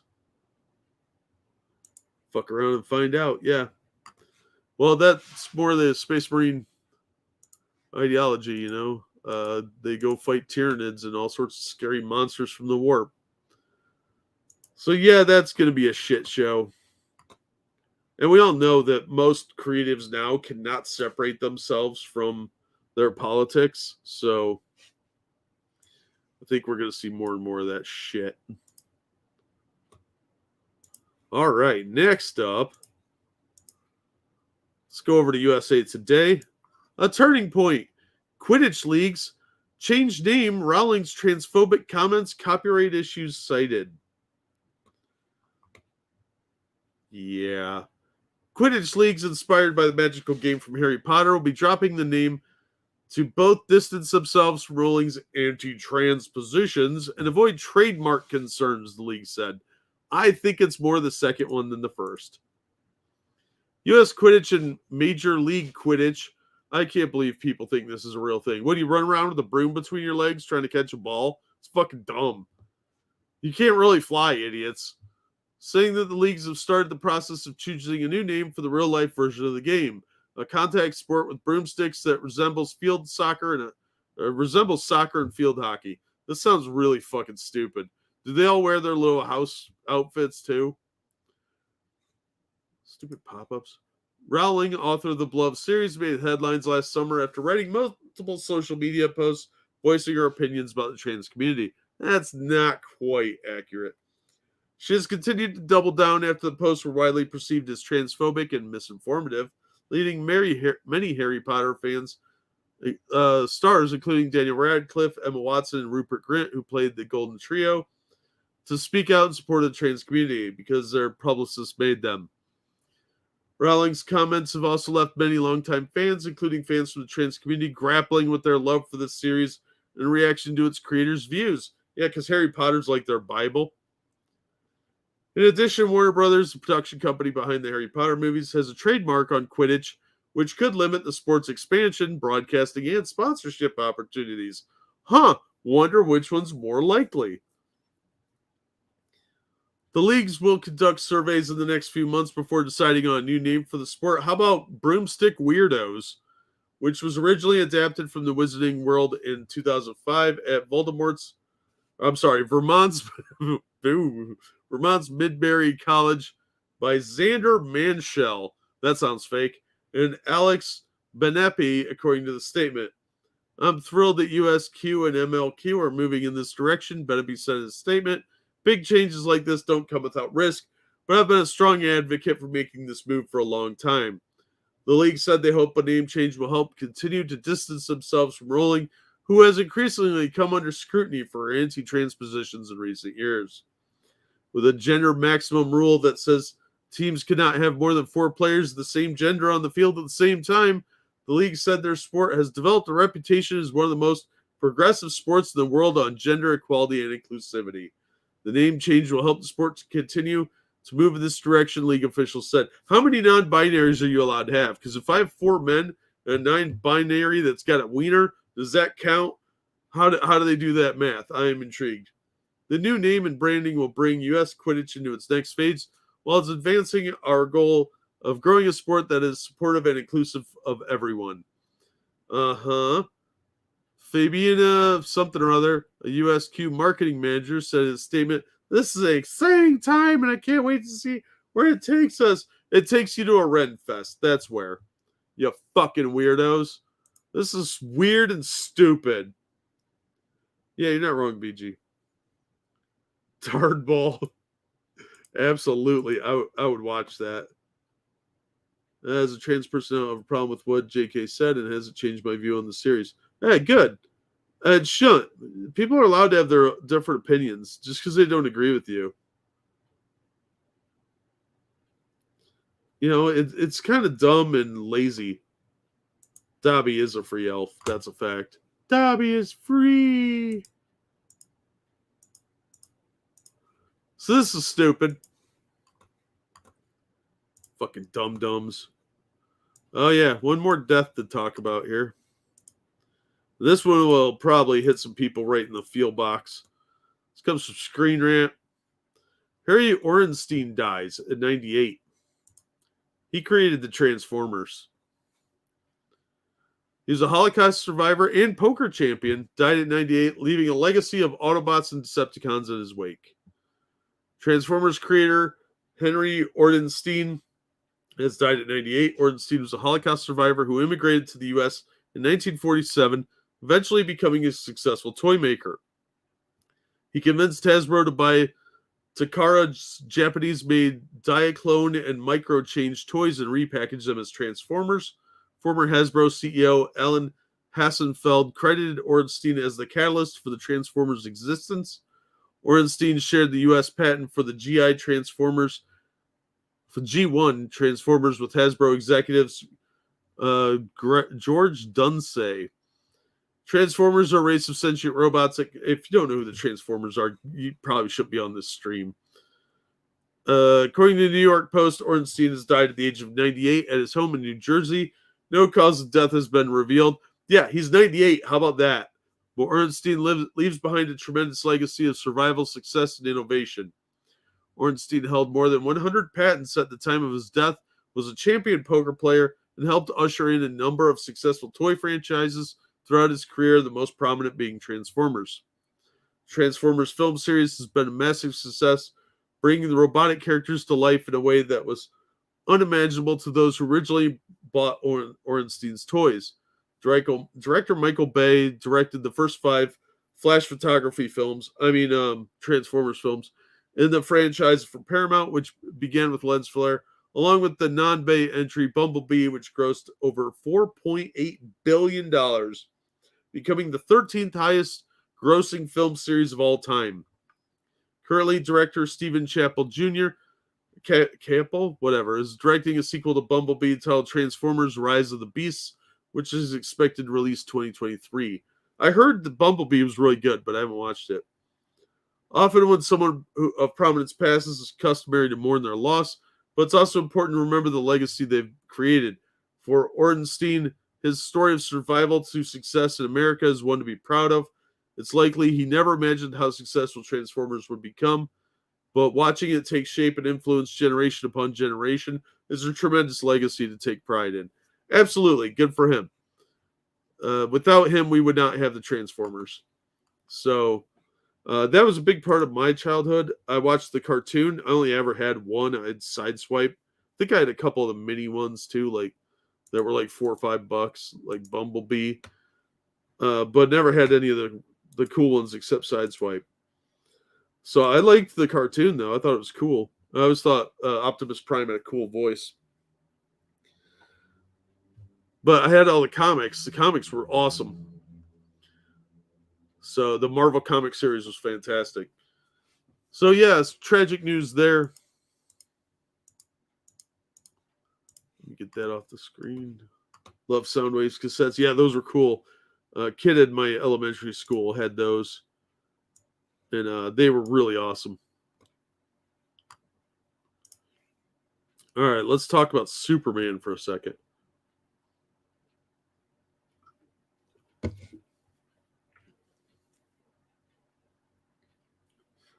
Yeah, I always wanted an Optimus Prime. They looked really cool. Grant Morrison is talking about Superman from Gizmodo. Ever since Injustice Gods Among Us showed up in 2013, with its take on Superman as a despot, and Man of Steel offered a take on the superhero that was more brutal than the visions that came before. The idea of Man of Steel being anything other than a shining beacon of hope has been met with disdain. Those who dislike that version of Superman really dislike it. You can count comic writer Grant Morrison among them. This actually started earlier than 2013. It would go back to like Red Sun and the one where he fought Captain Marvel. There were a lot of those around this time, starting around 2000, where they did these Elseworld books that were Superman is evil, and then Injustice kind of solidified that. And they've been doing it ever since. In an interview with Irish YouTuber Daniel Fee, Morrison spoke about how they were brought back to DC Comics, and more specifically, Superman and the Authority miniseries from earlier this year. Originally, they weren't interested in coming back to the publisher, but then editor-in-chief Dan DiDio managed to talk them into writing the Green Lantern from 2018 to 2020, and that same trick worked with the Superman book. The plan for the book was to be part of Generation 5 initiative. That was when they first got bought by AT&T. They were trying like, hey, we're going to replace all the characters, which was said to have had new or recent characters take the mantle of established heroes, and has since been reworked into future state from earlier this year. And the plan for Superman, well, it was something. Yeah, they're probably going to kill him, by the way. If you didn't know that, they're going to kill Superman Kal-El so that his special son can be the big one. The idea was that Superman was now this super right-wing authoritarian, and he formed his team, the Authority, to take over, Morrison laughed. They quickly shut that down, saying Superman is not a right-wing authoritarian. That's not how you do it. Please don't make him a right-wing tyrant guy. That's just not Superman. Thus, Morrison and Mikhail Genin's Superman and the Authority was born because they were worried that someone else would make Supes into a fascist. Their aim was to... These people don't know what fascists are, so they couldn't make him into one. Their aim was to portray the Man of Steel as like a dad, but he's having to lay down the law sometimes, but only for the best reasons. If Morrison has their way and doesn't get tricked again, this will be the last book they do with DC, and they're fine with that. Yeah, we'll get to why I keep saying they in a minute. Much as they felt more like they had to work on the book to protect the character, they admitted they were happy it was their last DC project. In the past, Morrison talked about how they want the Authority to see Clark go through something like a midlife crisis. Boring. Having written the character in different continuities, Morrison still finds a connection between their various takes on the character. In their eyes, the Superman of Authority connects perfectly with the t-shirt wearing Superman they wrote for Action Comics during the New 52, before their eventual cosmic merging with his post-Crisis on Infinite Earth's self. The New 52 storyline with Superman's wearing a t-shirt and jeans was fucking dumb. And yeah, he was anti-police in that, by the way. So they said right-wing authoritarian. No, he'd be left-wing, dummies. Early years Superman, I feel like that's the same guy as the Authority. He's just a wild young kid, a punk. He just doesn't care. I imagine Authority being the old version of that. I don't know if they all fit together, but in my head they all fit together. Whether they connect or not, none of Morrison's Superman takes would try to take over the planet, so at least there's that. See, correction, the article was updated to correct instances where Morrison was referred to with masculine pronouns. Morrison's been non-binary and going by they, them since 2020. Respect his pronoun, bigots. If you want to watch the video of him talking about this, I agree that Superman shouldn't be portrayed as a tyrant. I think that's lazy. More deconstructionist crap. So, it works occasionally, but it's just lazy writing more often than not. It's an out. But it worked in the Injustice video games and even the Injustice comics pretty well. The Masters of the Universe versus DC Injustice was really good. I highly recommend that. But the most of them are just kind of not for me.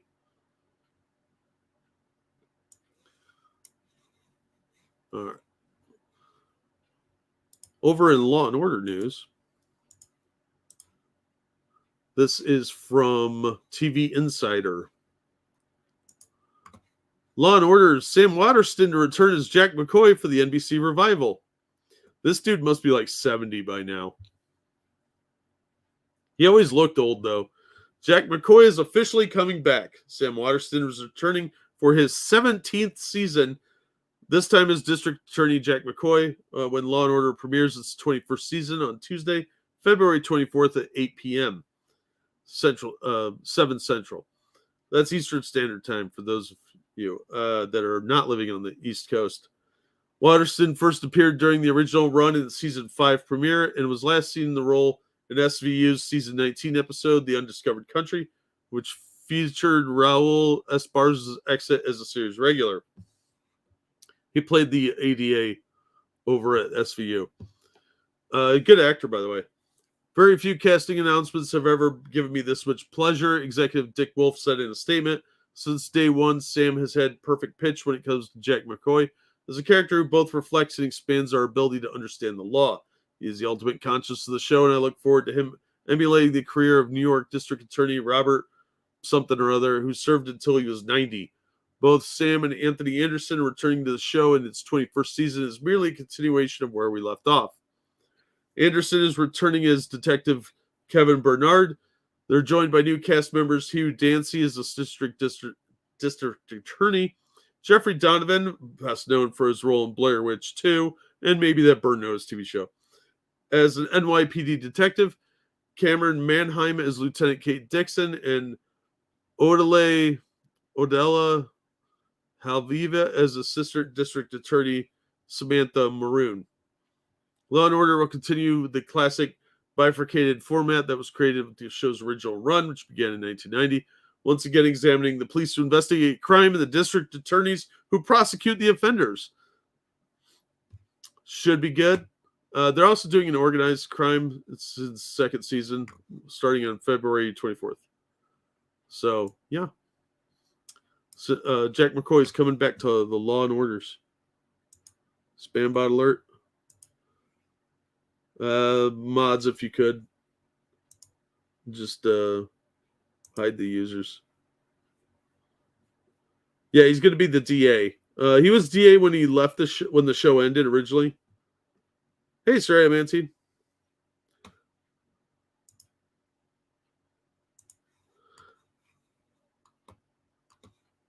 So yeah, it should be pretty cool. I liked Law and Order. I watched it a lot. But there's the article if you want to read it.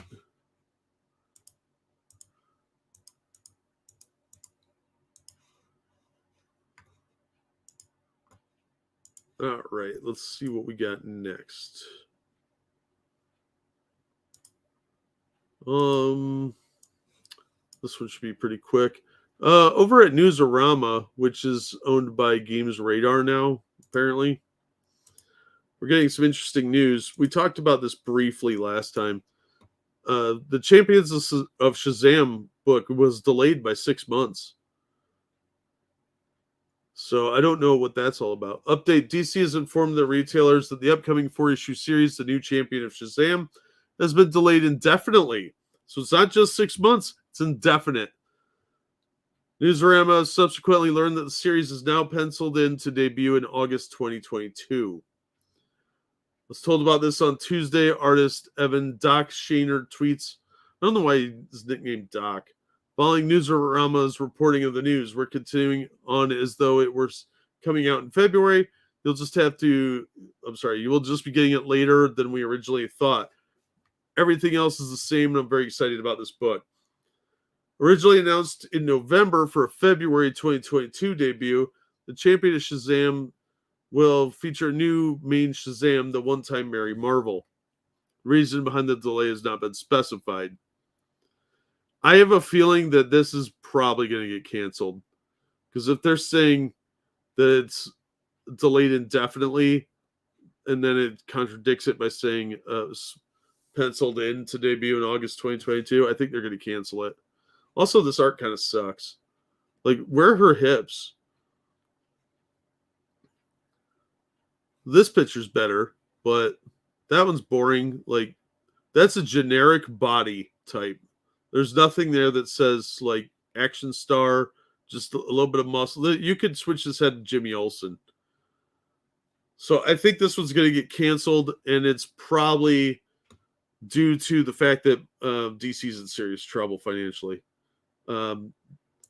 That's my guess anyway. I have no evidence to back that up, but I think they're about to get shut down, or they're very close to it, because a lot of their books have been super woke recently, and I don't see good things coming of that because their sales have been cutting down. People I talk to at the comic shops, they are buying less and less DC. Art isn't bad. The coloring is horrible. The coloring is pretty horrible. It doesn't pop. There's nothing exciting about those pictures. They're very, very bland. How do you get a wrench? I have to know who you are for a while, and I have to make sure I can trust you. That sort of thing. It's just I have a lot of mods. Broad feminine hips implies she could reproduce and gas patriarchy. Yeah, you don't want women being looked at like that. I mean, next you want nuclear families or something. All right, from ICV2, we have Lord of the Rings news. Fantasy Flight Games unveils 4 new starter decks for Lords of the Ring, the card game. Dwarves of Durin, Elves of Lorien, Defenders of Gondor, Riders of Rohan. Fantasy Flight Games unveiled the new starter decks for Lord of the Rings card game, which released into retail in spring 2022. Starter decks of different themes are a good entry point for players who want to try deck building past the limitations of the cores. The Defenders of Gondor starter has a high-risk, high-reward strategy that banks on players being able to hold their ground. And the Dwarves of Durin starter relies on a delving mechanic to draw cards. The Elves of Lorien, is a tactical deck that utilizes Sylvan allies by triggering their abilities multiple times. Riders of Rohan is a cavalry-themed deck that makes use of hit-and-run tactics. Each deck is $22 and requires a base set to play. Let's take a look at the gallery.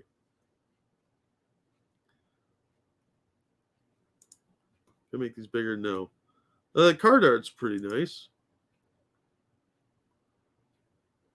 It's Fantasy Flight, so the quality should be pretty solid. I've rarely seen them do a bad set, and they usually have pretty good art, too. Their cards are usually better quality than Magic the Gathering, so If you're looking for a deck building game, this is probably a good one to get into.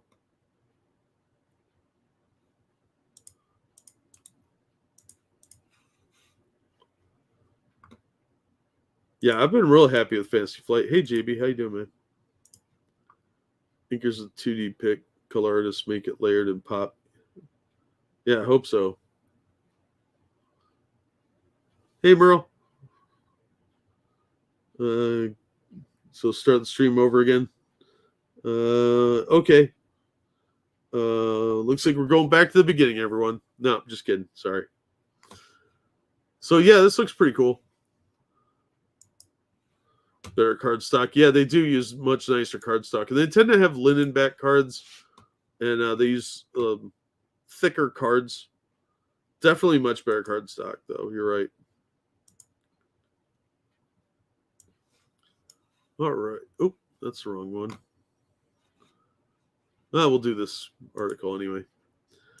All right, let's go over to Screen Rant. Nice, Bud Gun. Yeah, we'll get to LeVar Burton here in a minute. I've been saving that one because it's in the title. Gotta make you watch for a while. The Goldbergs' Jeff Garland exits show after investigation. He's not aging well, although he looks like he's lost some weight. But that's the look I have when I'm staring off into space like I don't want to fucking be here. Jeff Garland exits the Goldbergs following an HR investigation into his on-set behavior. Garland has been a series regular on the long-running ABC comedy since it premiered in 2013. He plays the family patriarch Murray opposite Wendy McLendon's Covey's Beverly. Haley, or I don't know who these people are. I don't fucking care. The 80s set show, which is currently in the midst of season 9, has been a hit with critics. The Goldbergs also inspired the spin-off series Schooled, though it was canceled after 2 seasons last year. I've never heard of that show. Despite the Goldbergs' success, Garland's behavior has cast a shadow on the show, especially recently.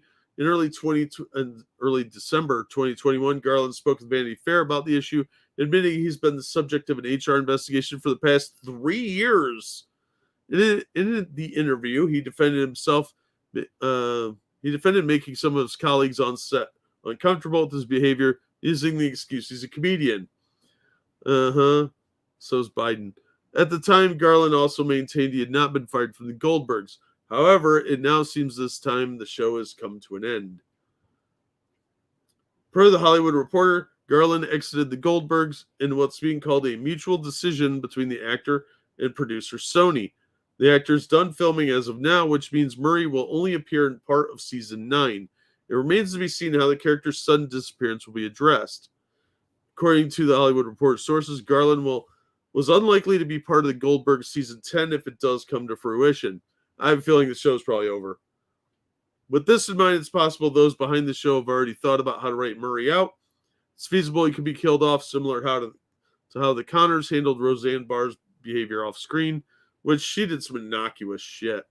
ABC may also decide it's better to cancel the series after season 9. This would make it easier for the writers to explain Murray's absence, as it would only be for a short period of time. It would also help them avoid killing the character off. Sadly, Garland is one of the countless figures in the entertainment industry who has had their inappropriate behavior brought to light over the last several years. Though Garland was fairly unique in agreeing to participate in an interview about the accusations against him, it does not excuse the behavior that made his colleagues uncomfortable. However, hopefully the show is able to move on. I don't give a fuck either way.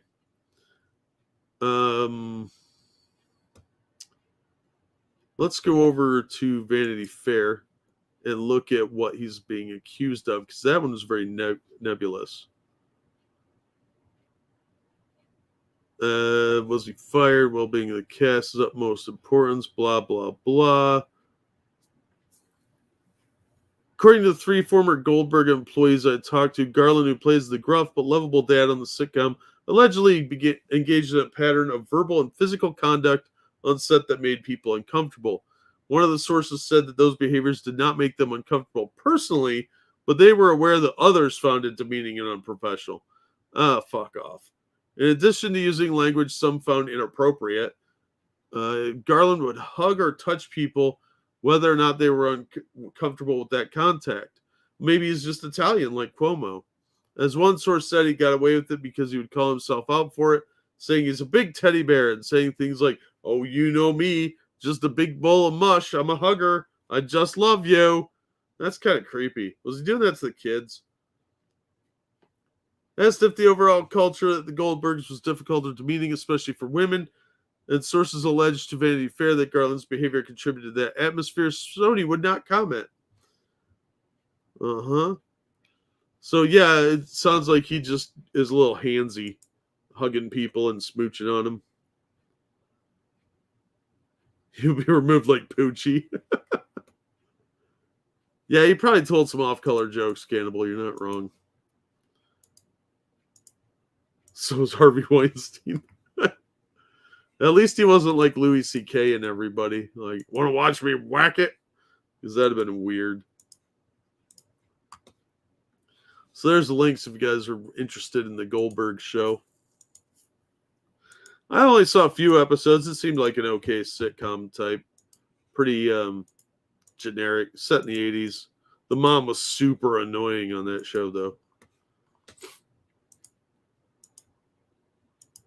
All right. Okay, let's jump over to Screen Rant again. Marvel announces next comic in the Ultraman franchise. I grew up with Ultraman. Love that show, the original. But this one is going to be the Mystery of Ultra 7. What they did was they started bringing the franchise up to date so that it takes place more in modern day instead of the 60s. And they did allude to Ultra 7 in the first miniseries. So I thought it was pretty well done, actually. They changed quite a bit, which I didn't really like at first, but I thought it was a pretty solid book. So last year, Marvel Comics began publishing a line of comics based on Ultraman, and now the publishers announced the next book in the line titled The Mystery of Ultra 7. The new series will be written by Kyle Higgins and Matt Groom, who wrote the previous entries in the Marvel's Ultraman line. The Mystery of Ultra 7 is also part of a global expansion of the Ultraman brand. Ultraman is one of the most popular superheroes to come out of Japan and a cult figure worldwide because he's awesome. He is also one of the most enduring with multiple television series, comics, movies, and merchandise over the last 55 years. The Ultraman brand has also found a cult following in the United States and in recent years begun to increase its visibility. Ultraman is his own YouTube channel. In 2019, Marvel Comics obtained the license to publish all new Ultraman comics, and last year delivered both The Rise of Ultraman and The Trials of Ultraman. The final issues of The Trials of Ultraman teased the next entry in the franchise, The Mystery of Ultra 7. That's Ultraman's brother, by the way. Now more details have been released about this exciting title. We'll continue the story of the television show of the same name that aired in Japan in 1967. With a few years in the future, the series followed the exploits of Ultra 7 as he joined forces with the Terrestrial Defense Forces in protecting Earth from giant monsters. Much like Ultraman, Ultra 7 originated in Nebula M78. He also has a human alias named Dan Moroboshi. The Mystery of Ultra 7 will not only mark the return of Ultra 7, but also connect the dots between the various television series, movies, and comics. The franchise is also expanded into other medias as well, including live stream events, such as the Ultraman Connection Live Holiday Special, happening December 17th. They also air, if you go to the Ultraman YouTube channel, they have Mirror Man episodes too. This event, produced by Jeff Gomez, grew out of the regular Ultraman Connection live stream. We'll see TikTok star Ian Boggs make a guest appearance. Nobody cares about that guy. Starring in a special Ultraman story created for the event. That's actually a pretty cool shot. One of the interesting things is Ultra 7 would appear as his Ultra form, but he was human-sized too, which they started doing with the Ultraman in the comics with the new reboot, which was kind of cool. Because it used to be they just showed him growing to ginormous size. Floofington is fine. He's outside. He was bitching a little while ago. He wants in, and I haven't let him in because I'm live streaming. Along with Godzilla and Gamera series of films, he helped popularize the kaiju genre as well as the tokusatsu genre. Ultraman's appeal is cross-cultural and transnational, evidenced in the Ultraman Connection live streams, as well as comics such as The Mystery of Ultra 7. The comic is not only designed for new readers, but new fans as well. Writers Higgins and Groom have promised the title will explore Ultra 7's whereabouts since the television show's conclusion. It also will connect to Ultra Q, backup that appeared in The Rise of Ultraman. Ultra Q was the precursor to Ultraman, and it was about these people that explored weird shit and then getting goofy adventures. It was pretty fun, but it was more ground-based, and there were no giant kaijus running around. So they really hit their stride with Ultraman because it's badass. Ant-Man ripped off. Kinda. First NES game I got. Oh, that's cool.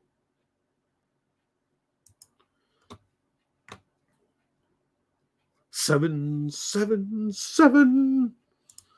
I liked Ultra 7. He was one of the other cool Ultramans. All right. Let's close that and move on to some other comic news, since this is a comic book channel. Also from Screen Rant. Han Solo and Chewbacca series coming from Marvel Comics. That is shit art right there. Look how smooth his face is. It's like smooth Yoda creepy. And why does he have black pits for eyes? Dear God. This is probably a photograph too. Like, this looks like a traced photo right here of his face. An exciting new Star Wars and Marvel Comics collaboration has just been announced with Han Solo and Chewbacca, a new comic series featuring never-before-seen adventures of the Millennium Falcon's captain and his Wookiee first mate. Releasing early 2022, Han and Chewie's new comic will see them working as smugglers before the events of Star Wars A New Hope. While Han might like to think of himself as a rogue, it looks as though this new series will offer him plenty of opportunities to be a hero well before he helped Luke Skywalker blow up the Death Star. Now, if you ever read the trilogy of books that came out about Han Solo, they were kind of dumb. And I don't have high hopes for this. Coming from writer Mark Guggenheim and artist David Messina, whatever, Han Solo and Chewbacca series will be a Star Wars first, while Han and Chewie have been featured alongside the greater cast of Rebels in the Marvel's flagship Star Wars series, and have also had a share of limited series and one-shot specials. This new comic will be their first ongoing monthly series, taking place before A New Hope. The announcement revealed that it will take place after Solo, a Star Wars story. Why are we making that canon? Teasing a new era for Han and Chewie that has yet to be fully explored in the Star Wars timeline. It also contains an interview with Guggenheim. I don't care. Certainly seems as though this ties in between the in-between era perfect space for Guggenheim's exploration of Han's lesser and greater angels, as Han and Chewie are already working for Jabba the Hutt. Furthermore, it's been revealed that they'll be partnered with none other than Greedo, albeit an earlier period before Greedo was trying to kill Solo, for the bounty. Here's a look at the cover from... All right, that doesn't look too bad. I can live with that cover. This one, though, looks like a really badly washed photo. That looks like dog shit. This one's not bad. I like that. That's pretty cool. That looks like a trading card from like 1985. His forehead looks really weird here. Like, what's with his Mongo brows? Solo smash headbutt. So yeah, that's coming out in March. I'll probably check out the first issue to see if it's any good. Hopefully it will be.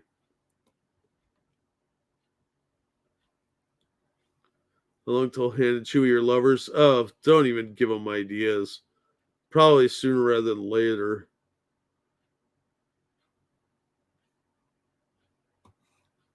Second one was a Photoshop filter. I thought it was. It looked like it. But it could be a good book. We'll see. I'll give it a shot. But I don't have very high hopes. All right, let's get to the title of the stream. You guys, Star Trek fans, ready for this shit? It's from Bounding into Comics. Star Trek The Next Generation star LeVar Burton says Geordi LaForge never finding love was racist. Those white men who wrote the show had an unconscious bias that was on display to me and to other people of color. LeVar, buddy, you used to be beautiful, man. What happened to you? Seriously.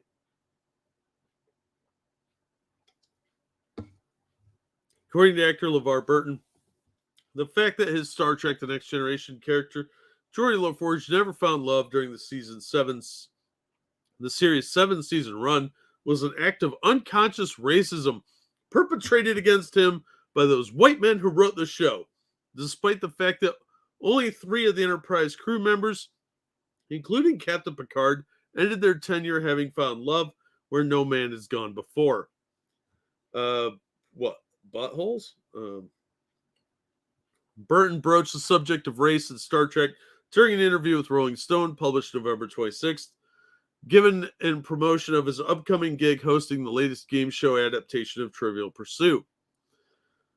After briefly lamenting how there were still no plans for him to reprise his role as LaForge on Star Trek Picard, the actor was asked by associate editor Angie Martocchio to share what he found to be the most special thing about attending Star Trek conventions, to which he recalled just how much the overall franchise meant to him. You have to understand that in my family, we watch Star Trek religiously, said Burton. If I wasn't appearing at these conventions as part of the storytelling, I'd be on the other side as a fan in those rooms. Star Trek was really important to me growing up because what Gene Roddenberry was saying to me was, when the future comes, there's a place for you. That's huge, he asserted. Representation fucking matters. It does. Me being able to see myself in original cast member Nichelle Nichols, that's a Freudian slip, was not simply inspiration, it was validation. That's how powerful the medium can be. I think he's gone off the deep end. However, Burton's outlook on Star Trek soon soured when What's-Her-Face next inquired if the actor would make any changes to Geordi if The Next Generation was currently in development. A question he met with an assertion, yeah, he'd get laid. Geordi always seemed to me to be the type of person that was obsessed with his job, because he seemed to really be in love with science and engineering.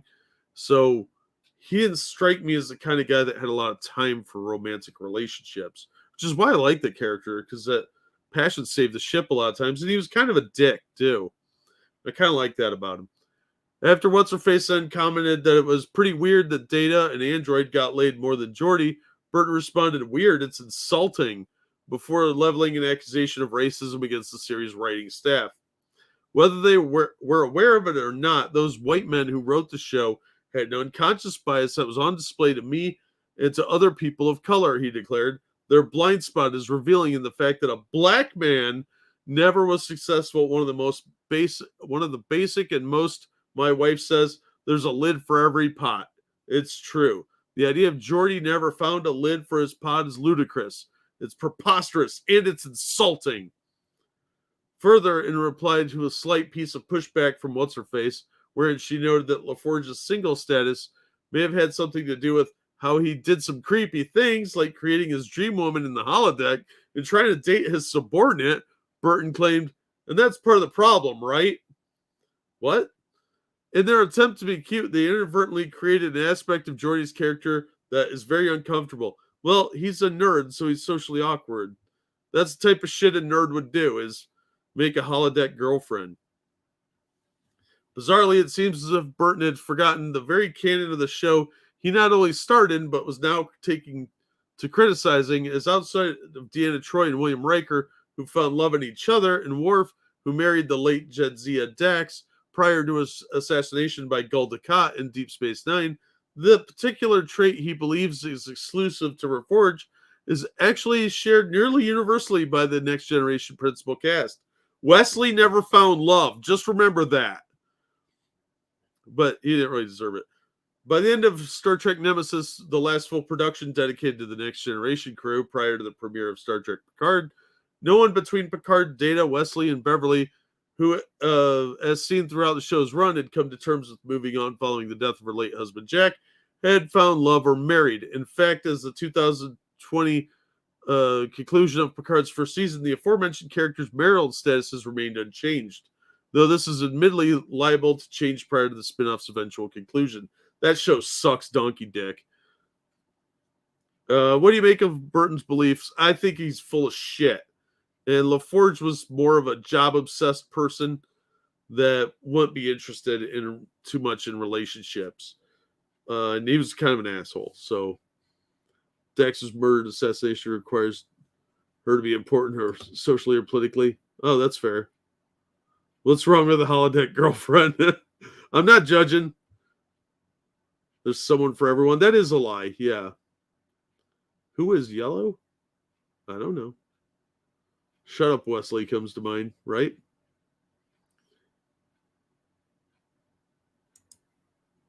Oh, Data's yellow. Yeah, he has like a gold sheen to his skin. I bet that makeup was fucking annoying as hell. Yeah, he could have just created a sex doll. I don't think it was racism. That's bullshit. Most of the crew didn't end up with somebody. So that's a lot of nonsense. LaForge is silly. I liked him on Reading Rainbow when I was a kid. I liked him on Star Trek too. I thought LaForge was cool. He didn't have time for no hussies. It's like buggery, right? It's jaundice. Yeah, he doesn't have a liver. He's a robot. He's trapped on that planet. Want to have a movie where he finds that guy and he goes with that guy and bang his way through the Romulan Empire. All right, I'm dropping the link for the Indiegogo again for supporting TSR. So if you want to support them in their lawsuit against Wizards of the Coast, that's the last time I'll drop it tonight. But we are at the time where I shill like a shameless whore that I am, because unlike Geordi, I have had sex. He didn't have a girlfriend on Reading Rainbow. Racist. Yeah, exactly. Geordi was my favorite character, and I am a son of an Irishman. I liked Geordi. I thought he was a cool character. Did Whoopi find love on the show? No. Tasha Yar banged Data. And then she died. Relation? I don't know. Q? I don't know how they reproduce. So, maybe. But if you'd like to support the show, there's the link to my Streamlabs. Be sure and hit the like button, share it around, and if you haven't already, please subscribe to the channel because I'm a shameless whore. Yeah, he jumped on there a while ago, Tony. I don't know why, but he did. All right, we only have a few more articles. So let's stick with bounding into comics for a minute and talk about Nubia. DC Comics continues to push Nubia, reveals her role as early version of Wonder Woman, which is stupid. In the original storyline, she was a competitor to become Wonder Woman, effectively, and she lost, and that's how Diana became Wonder Woman. But Nubia is her own character, and this just is insulting to her. DC Comics has officially revised both its canon and non-canon chronology in order to establish Nubia, best known for her existence as Themyscira's most prominently seen Black Amazon, is an early version of Wonder Woman whose existence predates Diana's by several years. I think I actually bought this. Well, I bought one of the Black Label books by accident. It might have been this one. Yeah, Historia. Yeah, I bought that. I haven't read it yet. It's sitting in the pile. The art was really pretty decent looking, actually, from what I glanced at it. In prior appearances, some of which date back decades, it was established that Nubia won the same competition Diana did to earn the title of Wonder Woman. However, rather than choosing to go into the world of man like her superhero counterpart, the Black Amazon instead chose to fulfill her assignment duty to guard Doom's doorway, a sealed passage which connected Themyscira to Hades. At one point, she'd even held the power of the Gorgon Stare, which allowed her to turn her opponents to stone with nothing more than her gaze. However, in recently released Wonder Woman, The Adventures of Young Diana special by Geordi Belair, oh god, Paulina something or other, Kendall Good, and Becca Carey It's added into the comics canon that guarding the doorway wasn't her only mission. According to the Young Diana's special additions to the timeline, Nubia actually served as one of Amazon's premier warriors, and even a Wonder Woman proper, judging by her wearing the role's signature tiara long before Diana was born, playing a pivotal role in the long history of the secluded island. Given her years of experience prior to Diana's taking up of the Wonder Woman mantle, Nubia is also now seemingly greater and skilled than Diana. Well, Diana is white. A considerable change to their dynamic after years of them being seen as equals. Well, you can't have a white woman equal to a person of color. That's just weird and stupid. You got to make them inferior. That's how this goes now, right? Further, in Kelly Sue DeConnick's new Wonder Woman, the Historia, the Amazons, the writer continues DC's push to establish Nubia as an important part of their canon and takes her first step in her self-professed goal of shaking up the Amazon narrative. This book apparently has some seriously massive changes to the Themyscirian history. The non-canonical DC Black Label retelling and alteration of Amazon's history is revealed Nubia was one of the first 30 Amazons born of goddesses in the Greek pantheon and part of the tribe of Demeter, the goddess of grain and agriculture, and the mother of Hades' wife Persephone. So that's a big change. But this is a Black Label book, so it's not official. It's like an Elseworlds book. But it is going to be something that they will slowly transition to, like they've done before. Both of these new histories give Nubia yet another level up, and another example of DC being forceful in their attempt to quickly bring the character to the forefront of the DC universe.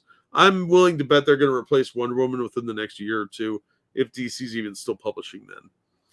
Now, as if having replaced Hippolyta as the Queen of the Amazons and serving the Wonder Woman of the Future State timeline wasn't enough, it seems as if DC is going all-out retcon blitz by making Nubia the earliest and perhaps the first incarnation of the Amazonian Wonder Woman.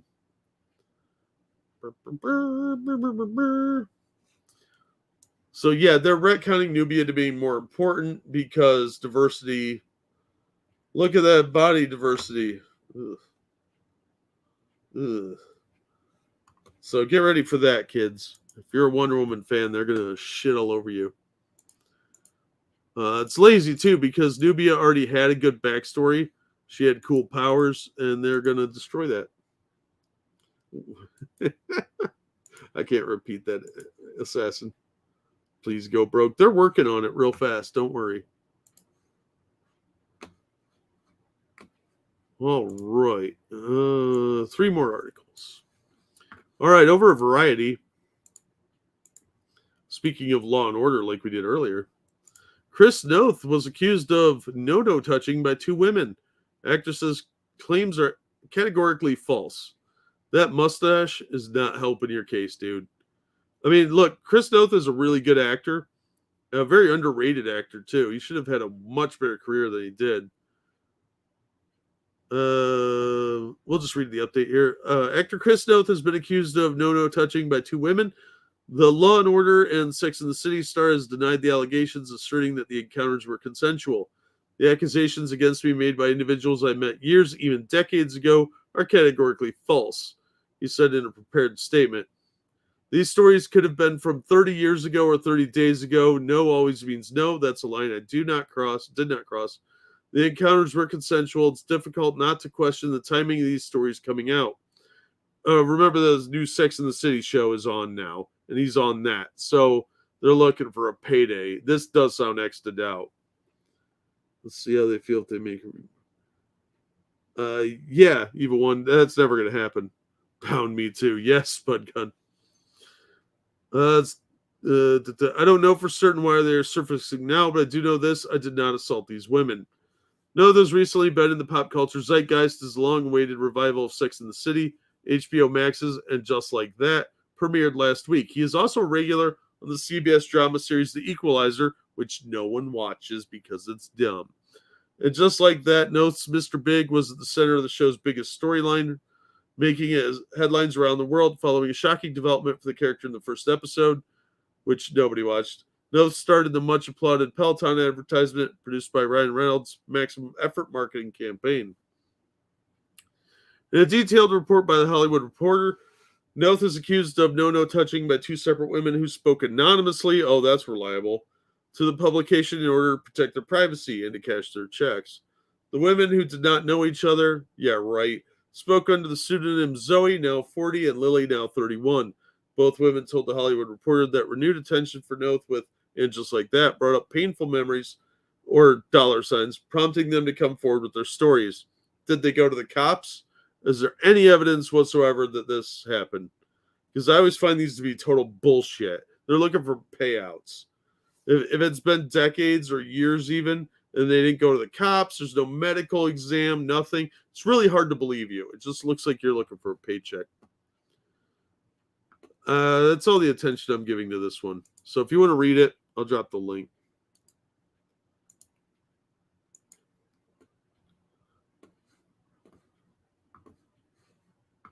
Wait, Kobe? No, Kobe actually paid out a big settlement and it's like, I said it was consensual, but I can see how other people thought it wasn't. You know, like the woman accusing him. I'm paraphrasing there, but you get the idea. All right. So I don't know if you guys heard, but they killed Doctor Strange in the comics. And they just announced his replacement as Sorcerer Supreme. This comes to us from IGN. Doctor Strange is dead. Marvel Comics reveals the new Sorcerer Supreme. Marvel's The Death of Doctor Strange miniseries will wrap up in January 2022, but the publisher is already revealing the fallout of the storyline and its impact on the Marvel Universe. There's going to be a new Sorcerer Supreme, and their name is Doctor Strange. The death of Doctor Strange has already lived up to its name, with the titular hero meeting his end in issue 1. The series is focused on the mystery. It's a perfect time to kill him when his new movie's coming out, because, you know, he's in Spider-Man, so why not just kill him off? You know, because Marvel's full of stupid ideas, and his sequel movie's coming up, so why not, you know? The series focused on the mystery behind that, who murdered and how Doctor Strange's death affects other supernatural power players like Baron Mordo and Strange's ex-wife Clea. Now we know Clea herself will take up her ex-husband's role in the new ongoing series starting in March 2022. This looks like Lady Death is playing Doctor Strange. It's an okay cover, but it's just a pinup. There's no action to it. The new series will simply be called Strange. The death of Doctor Strange writer Jed MacKay, who's mediocre at best, will continue his ongoing story exploring how Clea Strange adjusts to her new role in her attempts to bring her ex-husband back to life. The series will be drawn by Marcelo Fiera, The Death of Doctor Strange Spider-Man. The guy has one credit to his name, seriously? After the apocalyptic events of The Death of Doctor Strange, there's a new Sorcerer Supreme in residence at 177A Bleecker Street, and a new Doctor Strange, Clea Strange, teased MacKay, and she's got her work cut out for her when she's not fighting off the magical gangsters of the Blasphemy Syndicate or baiting undead super monsters. She's going after what's hers, the late Stephen Strange. Clea is of the Fatine, race of warlords and conquerors, and like her relatives Dormammu and Umar, she will not be thwarted in her desires, not even by the mysterious harvestmen standing in her way. Interestingly, this shakeup happens just 2 months after the release of Doctor Strange in the Multiverse of Madness. Is this shakeup a clue that Clea may be soon making her MCU debut? No, it means Marvel's full of morons. And if they don't bring him back in time for the movie, they're losing sales. Because kids will want to go buy the comics of Doctor Strange, and they won't have this chick. The same thing that happened with Thor a couple years back.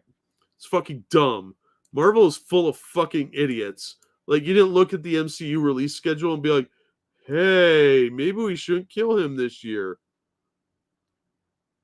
Yeah, it's Clea, not Cleo. Because Miss Cleo is much different. And probably cooler. I was never big fans of that kind of kill. Yeah, I understand, Spud Gun. Dishes, laundry, mow the lawn. Yeah. Ordinarily, I won't have a problem with the choice here, but I massively doubt the writing. Yeah, they're gonna fuck this up. It's a bad move at a bad time. They've been doing the replacement thing slowly again too. They took Peter Parker out, now it's Ben Reilly, and they'll probably sideline him in favor of Miles Morales again. And they're talking about killing Superman off. I mean, we're seeing this across the board again. They replaced Aquaman with Aqualad, who was actually not the original Aqualad. Has anyone seen Chaz whether Jack has read a new series of comics that he's excited about? Oh yeah, absolutely. I recommend books all the time. Let's see. I don't have any in front of me. What did I recommend? Cloaked wasn't bad. And what was the other one? Daisy, if you like horror books, Daisy was pretty good. The Captain America Iron Man issue 1 was good. I was actually impressed with that. The art's a little hit and miss, but overall it was a fun story. I recommend books all the time, though. Gods of Brutality was a lot of fun. I really like that book. Ninjas versus Robots is fantastic. That's an ongoing. Usagi Yojimbo is fantastic. Most of the Xenoscope stuff that I've read is pretty good. And I'm really looking forward to this next one. This is our last article. And that is the fact that CBR is reporting Godzilla is about to become the Power Rangers' biggest threat ever. Yeah, the crossover you didn't know you needed in your life is happening. It's happening, guys. The world's most fearsome monster comes face to face with the protectors of Angel Grove and Godzilla versus the Mighty Morphin Power Rangers, which stomps into comic book shops next March. Written by Cullen Bunn. He's a little hit and miss on superhero stuff. And illustrated by Freddie Williams II, who would be perfect for this, I think. He did the Injustice versus Master of the Universe, which is really, really good. The cataclysmic 5-issue crossover sees Rita Repulsa teleporting herself to an alternate universe full of giant creatures, with Godzilla the mightiest of them all. Much to her surprise, the Power Rangers have followed her into this alternate realm, and a showdown between their Dinozords and the Alpha Kaiju is imminent.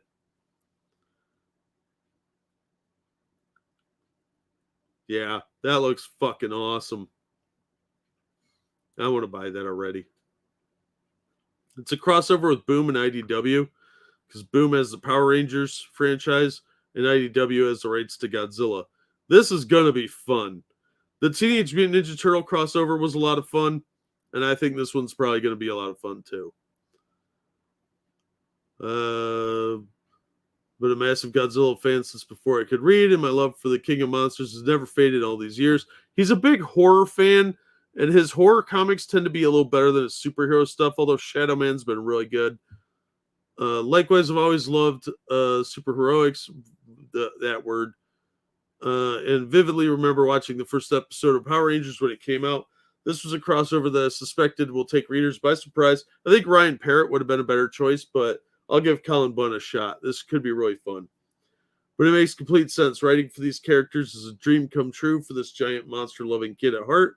And when readers pick up the book, I want them to feel that sense of awe and wonder that these characters have inspired for decades.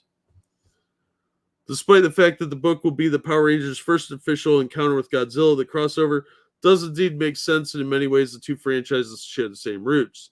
The Rangers are descended from Japan's Super Sentai shows, which focused on a group of colorful superheroes, and were influenced by the special effects laden tokusatsu genre popularized by the first Godzilla film in 1954. Various Power Rangers series over the years have also been defined by intense battles, where the Rangers tackle monsters portrayed by actors in rubber suits, a hallmark of Japan's tokusatsu kaiju films. War of the Gargantuans was a good one. They should bring that back. It'll be the biggest, most stratospheric crossover I've ever drawn, Williams said. It's a combination of so many big genres: giant monsters versus mechs, martial arts versus violence, or science and magic. Violence, oh. Lots of collateral destruction. I've been watching Mighty Morphin Power Rangers episodes and Godzilla films to submerge my brain space, and has reminded how fantastic and charming these designs are, and how much fun prior creators had with their designs. So it should be a lot of fun. I'm excited to see this. March 2022. And I want this cover because it's cooler. Hey, Meryl. Then Mothra shows up. That'd be the shit. Started doing art for RPGs. Oh, really? I didn't know that, Ryan. Yeah, I like Freddie Williams' art. I don't think he's really great at superhero stuff. I think he should stick to like fantasy art. Like the Godzilla looked pretty cool, but like Conan type art, he's really good at. Because when he did the Masters of the Universe one, all the Masters of the Universe characters looked really cool. Thought you said horror comics. No, horror, scary things, terror, not slutty chicks. Although that'd be fun too. Start reading the Mighty Morphin Power Ranger comics. Now I have to. The series that was done by Boom a couple years back was really good, and the new series is kind of an extrapolation onto that. It's a sequel series, so you'll probably want to go back and get those older ones. They were really good. The Mighty Morphin Power Rangers and Go-Go Power Rangers were both pretty solid series. And Shattered Grid crossover, I remember, was pretty good. I got to reread them because I didn't review them back then. But I remember liking them. So, yeah, the Power Rangers were pretty good, especially the Ryan Parrott issues I thought were really solid. They had Marguerite Bennett on a few books, and not as good. She's a much weaker writer. Is it was that? Yes, Lesser. Jay. Hey, you can have scary horrors. Oh yeah, absolutely. Power Rangers back issues. Been enjoying them. Nice. Some of them are kind of hard to find too, because you end up having to get like the expensive variant covers. I'll just buy the trades. You'll save a ton of money. But I was excited by the news of Godzilla versus Power Rangers because Godzilla comics by themselves are kind of boring. So he's got to have somebody to fight. Like when Marvel did it, they had the Avengers and Red Ronin show up, and that was a lot of fun. But otherwise, it was kind of like, okay, he's going to destroy a city, and that's not particularly exciting. So he has to have somebody to fight with. So this could be a lot of fun. Could be a lot of fun. All right. That's all I really had for today. Thank you so much for dropping in and watching the show. Always appreciate that. Thank you so much for the donations. That helps out quite a bit because I'm poor and I like eating. And yeah, if you guys have any questions, I'll give you a minute for that, and then I'll wrap her up and we'll get on with our day. But hope you guys did something awesome today, because I didn't. I did a bunch of manual labor I hated. Oh, glad you enjoyed the stream. Thanks for coming by. And all right, well, that's going to do it for this one, you guys. You have a wonderful evening. Do something exciting so I can wish I did it. And hopefully we will see you on the next one.